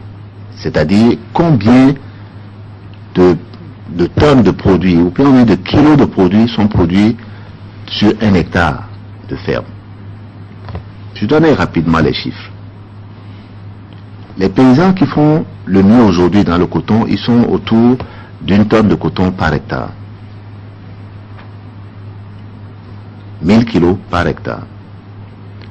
On ne peut pas, les paysans ne peuvent pas avoir des fermes vraiment profitables avec ces rendements-là. Mais qu'est-ce qui empêche des rendements? Est-ce que c'est les semences? Est-ce que c'est l'irrigation? Est-ce que c'est les intrants? C'est tout ça. C'est tout ça. Ce sont les semences. Il faut amener des semences qualifiées. Quand vous avez des paysans qui utilisent n'importe quelle semence pour planter, vous avez ces résultats-là. Il faut des engrais, et des engrais mis à temps. Il faut des pesticides mis à temps. Il faut surtout une chose, il faut de l'encadrement. Les paysans ont besoin d'être encadrés. L'idée que, parce que ces paysans sont là et vivent de ça depuis de nombreuses années, on n'a pas besoin de l'engrais, de les encadrer, pardon, ce n'est pas juste. Même des gens, moi je regarde le football de temps en temps, vous voyez les équipes professionnelles jouer, regardez les entraîneurs de ces équipes-là. Ils sont là régulièrement à recadrer certains joueurs. Avance, toi recule. Pourquoi on a besoin de dire ça à des professionnels qui n'ont passé que leur temps à étudier cela? C'est bien parce qu'il faut un œil pour le faire, un œil qui est de côté, qui peut voir les choses. C'est la même chose qu'il faut dans un champ. Il faut améliorer l'encadrement et il faut aussi investir massivement dans l'agriculture. C'est pour ça que je disais que nous proposons de mettre au moins 100 milliards. Dans les premières années, nous allons mettre au moins 100 milliards dans l'agriculture. Aujourd'hui, l'État met 55 milliards dans l'agriculture. C'est une question de chiffres, ou bien c'est une question de moyens. Parce que au-delà des moyens, il faut des moyens aussi. Oui, mais les moyens, pour faire de l'encadrement, pour faire des pistes rurales. Il faut des pistes. Il y a plein. Je ne parle pas seulement du coton là. Je parle de toute la production. Vous avez agricole. Vous avez des zones où, par exemple, on fait du maraîcher et une partie, parfois la moitié, pourrit avant la fin de la récolte. Parce que pendant cette période-là, il n'y a pas de pistes cyclables. Donc il faut investir pour les pistes rurales. De la même manière qu'on investit beaucoup d'argent pour faire les rues goudronnées à Cotonou et ailleurs pour qu'on puisse circuler, il faut investir autant dans les pistes rurales pour permettre aux paysans d'amener les engrais quand il faut, de sortir la production quand il est temps, etc. Et il faut mécaniser l'agriculture. Parce que, pourquoi les jeunes ne vont pas à l'agriculture? Bien sûr, je ne fais pas la proposition qu'il faut que tous les jeunes aillent à l'agriculture, mais il y a des jeunes qui ont envie d'aller à l'agriculture et qui viennent parfois de familles rurales. Mais ils n'y vont pas parce que, premièrement, les revenus sont dérisoires et deuxièmement, c'est trop pénible. Donc il faut investir dans la mécanisation pour réduire la pénibilité. Oui, mais on a investi dans ce pays pour les machines agricoles. On a investi dans les machines agricoles, pas dans la mécanisation. Il y a une très forte nuance. Il faut investir dans la mécanisation. Quelle est la nuance? Mais la nuance, c'est que il faut d'abord acheter des machines agricoles qui sont adaptées.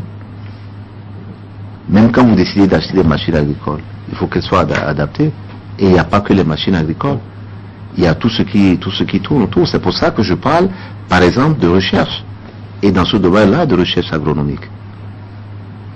Oui, mais justement par rapport à la question du coton, j'ai eu la chance de participer à un séminaire international autour de la question du coton qui était organisé par le Fonds monétaire international à l'époque où vous étiez encore directeur Afrique. C'était à Bamako, où il était question du coton, qu'est-ce qu'il fallait faire pour que le coton devienne véritablement la richesse pour les pays comme le Mali, pour des pays comme le Bénin.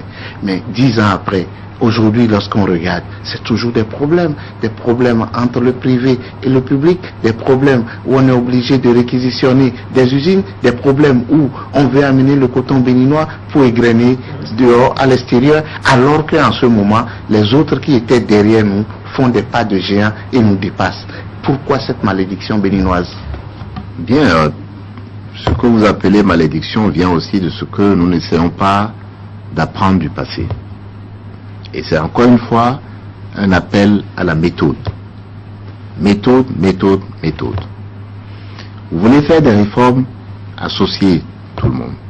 Quelqu'un vous dira, attention, ce que vous voulez faire là, on a déjà essayé ça, ça n'a pas marché. Nous sommes dans un processus. Moi, j'ai très bien suivi l'évolution de la filière. Ayant fait une bonne partie de ma carrière là-dessus, quand j'étais à la Banque centrale, et comme vous le dites, lors de cette conférence que j'ai organisée à Bamako, tout simplement parce que à l'époque nous étions au milieu des négociations avec l'OMCE. Et la question de blocage de l'évolution ce qu'on appelait de l'évolution des accords de Doha, c'était le coton. Mais en regardant les choses en tant qu'Africain étant au Fonds monétaire à l'époque, j'ai constaté que ceux qui allaient bénéficier éventuellement d'une ouverture du marché du coton que nous voulions tous, ce n'auraient pas été les Africains. C'est le producteur californien. C'était le producteur peut-être californien ou le producteur brésilien surtout. Parce que eux avaient des rendements importants, eux avaient des fermes profitables, eux avaient des productions importantes. Donc il fallait engager un certain nombre de réformes, y compris celles sur l'amélioration des semences, les investissements dans la modernisation de la filière, y compris la mécanisation, les rendements des usines. Certaines des usines étaient assez vieillottes à l'époque. Donc c'est tout ça qui manque aujourd'hui. Regardez ce qui est fait dans la filière depuis 2-3 ans. Eh bien c'est un retour à une formule du passé qui n'a pas réussi. Donc ça ne peut pas réussir aujourd'hui non plus. Donc les discours sur les succès de ce qui est en train d'être fait, écoutez les paysans. Moi je viens de Banikora où j'ai passé des jours en tournée, j'étais à Parakou, je n'ai pas entendu un paysan cotonculteur heureux. Or, si comme le gouvernement le dit, la filière est profitable, elle doit être profitable pour les paysans. Ce sont eux qui en vivent, ce sont eux qui doivent être heureux. Donc si ce n'est pas le cas, et ce n'est pas le cas, alors il faut changer les choses, il faut réformer. Nous sommes au milieu du gué, la réforme est possible, mais il faut aller dans la bonne direction. Et la bonne direction pour ce qui concerne le coton, puisque c'est de cela que nous parlons, c'est une très grande place pour le secteur privé. L'État doit rester le régulateur, le responsable des fonctions critiques, le surveillant pour ce qui concerne l'encadrement, mais il ne doit pas s'occuper de tout le reste. Oui, mais Aboulaye Biachani, vous dites que les paysans ne sont pas heureux. À quelle aune vous mesurez cela? Parce que l'aune à laquelle cela se mesure, c'est qu'elle sorte pour marcher, pour encourager, pour dire que tout est bon. Oui, alors qui dit la vérité finalement? Moi, je ne vois pas, j'ai pas vu les paysans cotonculteurs marcher pour dire qu'ils sont contents que les prix qui ont l'air fixés sont bons, que les prix auxquels ils achètent les intrants sont bons. Au contraire. Ils ne disent pas cela spécifiquement, mais au moins ils marchent tout le temps pour soutenir le gouvernement. Ça revient à dire qu'ils sont contents. Ils soutiennent peut-être le gouvernement pour autre chose. Moi, j'étais à Banikora, j'ai vu des paysans mécontents des prix aux producteurs qui venaient d'être fixés. Je ne dis même pas mécontent, en colère contre les prix qui venaient d'être fixés. C'est les mêmes que nous voyons souvent sur la chaîne nationale. Ah, mais moi je vous invite à envoyer Canal, peut-être qu'on verra un autre, on verrait d'autres images. Nous allons continuer. Peut-être avant André, on va parler de la crise énergétique, parce que c'est devenu un serpent de mer. On n'arrive pas à en sortir. Beaucoup de temps aussi. Qu'est-ce que vous proposez pour quitter les sentiers battus par rapport à cette question de l'énergie? Parce qu'il ne peut pas avoir le développement sans énergie, parce que vous parlez du secteur privé. Même si les industries venaient, comment elles vont faire tourner leur entreprise avec l'énergie qui est là? Des efforts sont faits, certes, c'est un problème qui date d'il y a longtemps, mais l'indépendance énergétique de notre pays, c'est un vrai mot. Alors, vous parliez d'entreprises qui viendront, elles ne viendront pas. Moi, j'étais en Europe et j'ai été approché, j'étais allé rendre visite à un ancien président de l'Allemagne qui m'écoute, et Roskoller, et il a fait venir un investisseur polonais qui m'a dit, moi je voulais investir dans le coton, dans le textile bio, et on m'a dit que le Bénin est un pays intéressant où cela pouvait se faire. Et je suis venu voir, et je suis reparti parce que je ne pouvais pas le faire. Et je lui ai dit, mais pourquoi vous ne pouvez pas le faire? Il m'a dit tout simplement parce qu'il n'y a pas l'énergie électrique qu'il faut. Je peux vous en citer d'autres exemples de ce type-là. Nous avons un véritable goulet d'étranglement là. Que si nous ne résolvons pas cela, eh bien, non seulement des entreprises vont partir, mais d'autres entreprises ne viendraient pas. Il y a des efforts substantiels à faire. Et Dieu merci, il y a des solutions. J'ai dit l'autre jour, ici, à certains de vos collègues, il me faudrait moins de 5 ans pour assurer l'équilibre énergétique de ce pays. Un peu comme le tramway à Cotonou. Un peu comme le tramway qui a été critiqué. Mais vous savez très bien qu'aujourd'hui, les Ivoiriens sont en train d'envisager de construire un tramway à Abidjan. Pourquoi on peut le faire à Abidjan et pourquoi pas à Cotonou? Le Bénin peut le faire. Donnons-nous la possibilité de rêver. Revenons à l'énergie, et de réaliser cela. À cette question d'énergie. Et pour faire l'énergie en 5 ans, qu'est-ce qu'il faut faire? L'idée que c'est l'État qui va tout faire dans un environnement effectivement de rareté de ressources, il ne faut plus y penser. L'État n'a plus les moyens d'investir dans ce type d'infrastructure. C'est le secteur privé. Et Dieu merci, il y a de l'argent pour le secteur privé, pour ce secteur-là. Mais pour le faire, encore une fois, il faut des réformes. Il faut ce qu'on appelle un cadre légal, c'est-à-dire des lois et des décrets qui permettent au secteur privé de le faire avec toutes les garanties. Mais il faut aussi et surtout la confiance. Il faut que le secteur privé qui le fasse. Pourquoi il faut de la confiance? J'ai un ami personnel qui est en train d'investir à Abidjan pour construire une usine électrique, de production électrique de 348 mégas d'électricité. 348. Le Bénin, aujourd'hui, le déficit, c'est 200. Donc, à lui tout seul, il est capable de produire de l'électricité pour qu'on n'ait plus de délestage. Mais pourquoi vous n'avez pas pu le convaincre pour venir? Pour la raison que je vous ai indiquée tout à l'heure, il faut un cadre légal qui n'existe pas encore. Il faut la confiance, et cette confiance n'est pas là. Parce que lui, il investit sur 20 ans, 30 ans. C'est dans 20 ans qu'il va récupérer son argent. Il veut être sûr que tous les gouvernements qui vont arriver d'ici 20 ans ne remettront pas en cause son contrat. La Côte d'Ivoire a pris ce chemin depuis 1990. Avec le président Alassane Ouattara, qui était Premier ministre à l'époque. Il dit, nous allons faire cette réforme-là. Et faire en sorte que la production électrique soit assurée par le secteur privé. Aujourd'hui, 90% de l'électricité ivoirienne est produite par des acteurs privés. C'est possible de le faire au Bénin. Au lieu de ça, qu'est-ce que nous avons? Au lieu de ça, nous allons voir nos amis nigérians et nous leur disons, et nos frères nigériens en leur disant, écoutez, vous êtes nos frères, vous êtes nos grands frères, vous êtes un grand pays, vous avez de l'argent, vous avez du pétrole, donnez-nous l'électricité ou vendez-nous l'électricité à un prix subventionné.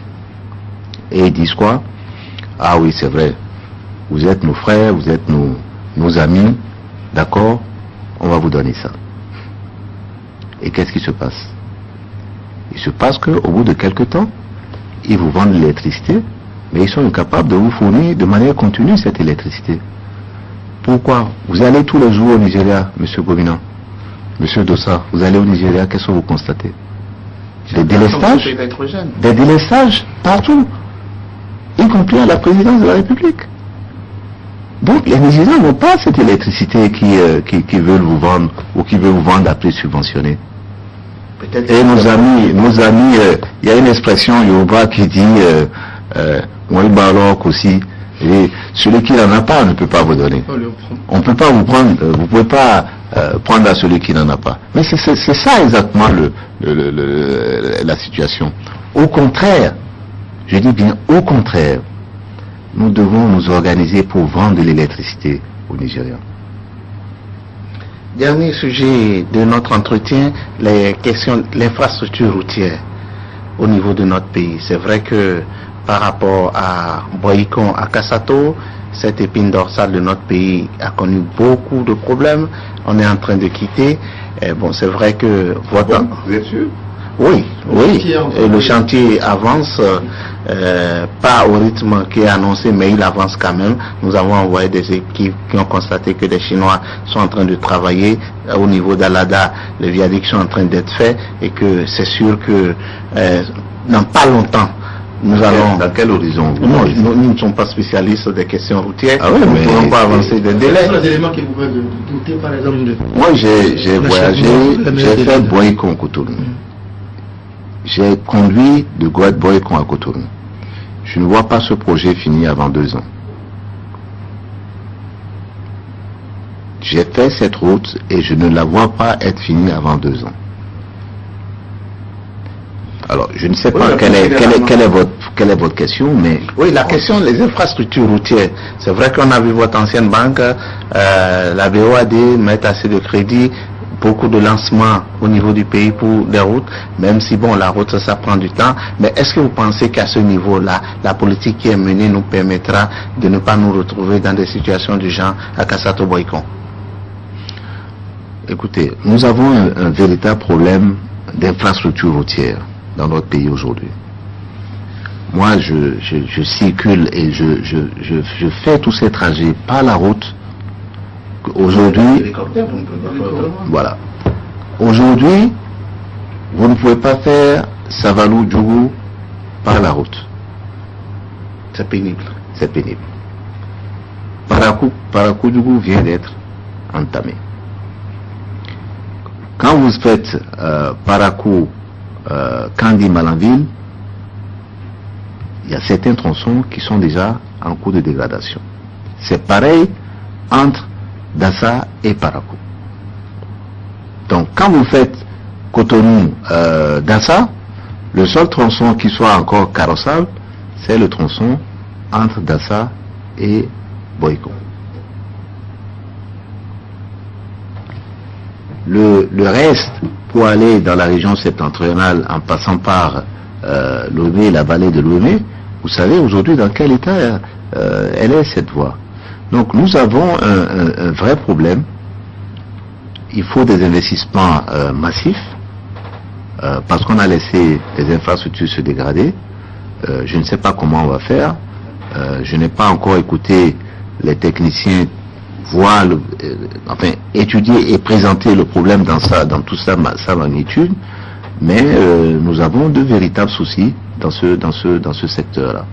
Et ce qui est fait avec la Banque Ouest-Africaine de Développement? Alors, ce qui est fait avec la Banque Ouest-Africaine de Développement est très bien, mais c'est nettement insuffisant, parce que les ressources qu'il faut pour cela, la Banque Ouest-Africaine de Développement ne les a pas, tout simplement. Les ressources de marché que la Banque Centrale, la BOAD, peut lever, sont des ressources qui sont relativement marginales.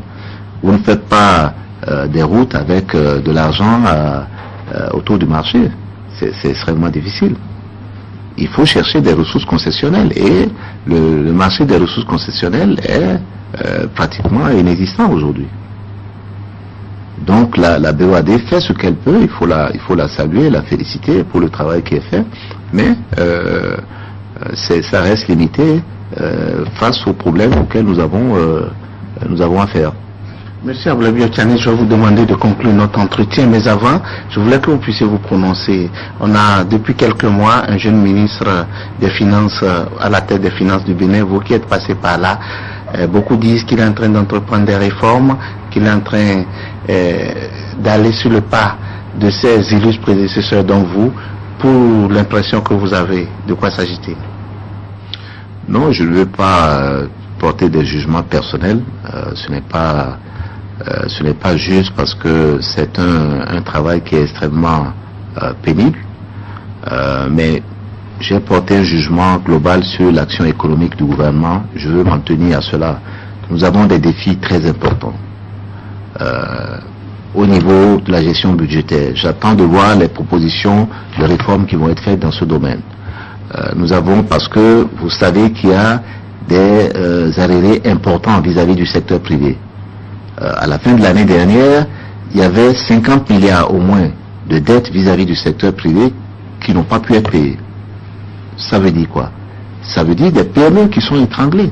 Ça veut dire des gens qui sont incapables de payer leurs salaires, les salaires de leurs employés, etc. Ça veut dire des banques qui sont en difficulté pour recouvrer leurs créances.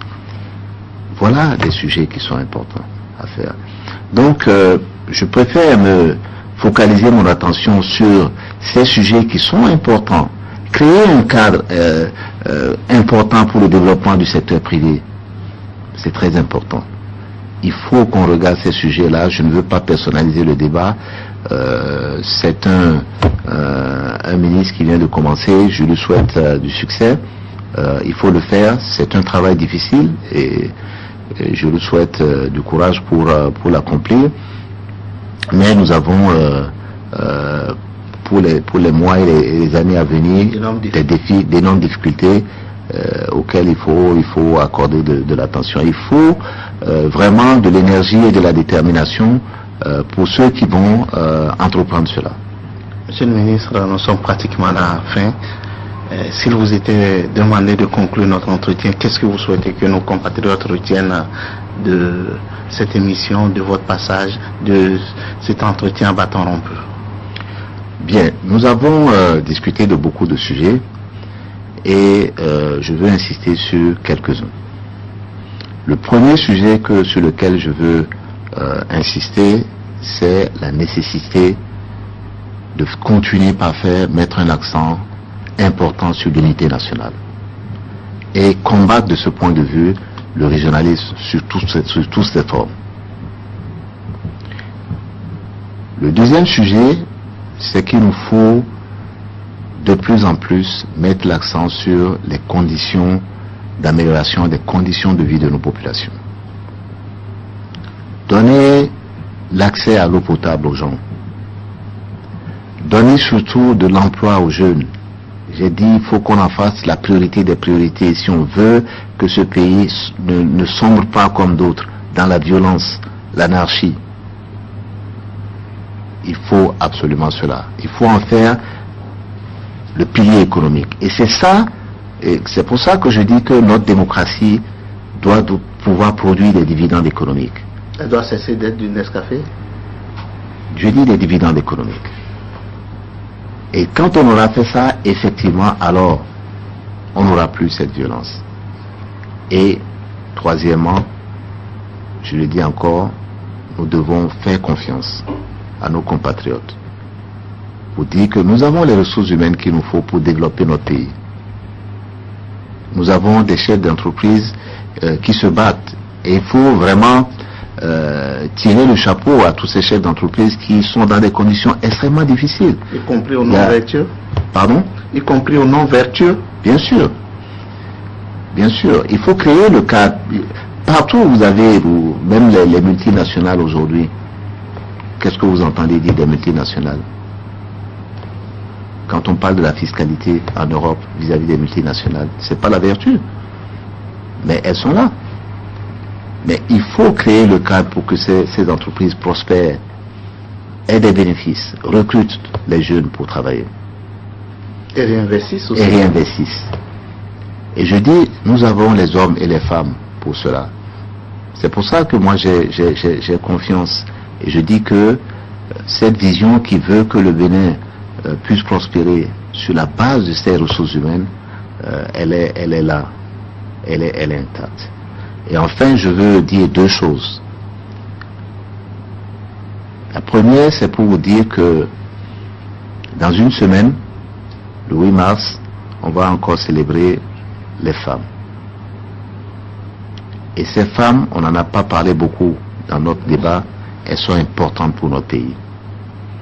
Et moi, je souhaite que dans le travail que nous allons faire demain, on puisse vraiment sortir ces femmes béninoises de la marginalisation économique. Parce que quand nous l'aurons fait, et nous en avons les moyens, ça va être vraiment une véritable révolution pour notre pays. Et je profite de cette journée de la femme qui va venir dans une semaine pour vraiment remercier ces femmes-là, béninoises, pour tout ce qu'elles font. Pour nous tous. Elles sont nos épouses, et elles sont aussi nos mères. J'ai ma mère qui m'écoute. Je veux la remercier vraiment pour tout ce qu'elle a pu faire de moi. Et remercier toutes les autres mamans. On vous répondra que la sortie de la précarité, cela passe par la microfinance. Il n'y a pas que la microfinance. La microfinance, c'est un prêt. Les prêts peuvent vous permettre de rebondir, d'aller plus loin dans ce que vous êtes en train de faire. Ce qui les sortira de la précarité, ce sera des revenus. Et nous allons travailler sur la capacité de mettre dans les mains de chaque femme, notamment rurale, des revenus réguliers. C'est ça qui sort les femmes, les femmes et les hommes d'ailleurs, de choses. Et nous allons travailler là-dessus. Donc je veux dire merci vraiment à toutes les femmes béninoises et leur souhaiter par avance une bonne fête. Et enfin, à vous, journalistes de Canal, je veux dire vraiment merci de m'avoir invité aujourd'hui, de m'avoir permis de m'exprimer, de clarifier mes positions, de me faire connaître sur moi un peu plus par nos compatriotes et vous dire, continuez dans cette voie. Aujourd'hui, c'est Abdoulaye Biotchane, demain ce sera un autre. Donnez la parole à d'autres Béninois pour qu'ils viennent expliquer comment ils voient les choses. Peut-être qu'ils diront des choses qui ne vous plairont pas, mais ils auront eu l'opportunité de s'expliquer et de faire comprendre aux Béninois ce qu'ils font et ce qu'ils sont. Je ne suis pas d'accord avec ce que tu dis, mais je me battrai pour que tu aies le droit de le dire. Voilà. Président Biotchane, votre alliance ABT fait cette année sa première expérience en ce qui concerne les élections législatives. Vous promettez mouiller le maillot pour accompagner ces candidats. Vous pensez que l'argument de la perte des ressources liées à la non-constitutionnalisation de la Cour des comptes, argument avancé par le gouvernement pour justifier la révision de la Constitution, n'est pas tout à fait juste au sujet de la gouvernance et des performances économiques du Bénin. Vous coupez plutôt la poire en deux. Beaucoup de choses sont faites, mais il faut amorcer beaucoup de réformes afin d'améliorer les choses dans le domaine de l'éducation et également vous encourager le secteur. Vous pensez qu'il faut encourager le secteur privé qui doit pouvoir créer l'emploi et impulser le développement de notre pays. Merci donc d'être passé dans Zone Franche ce dimanche. Merci à vous, Malick Gomina, et merci aux amis téléspectateurs. Passez d'agréables moments devant Canal 3 Bénin. Au revoir.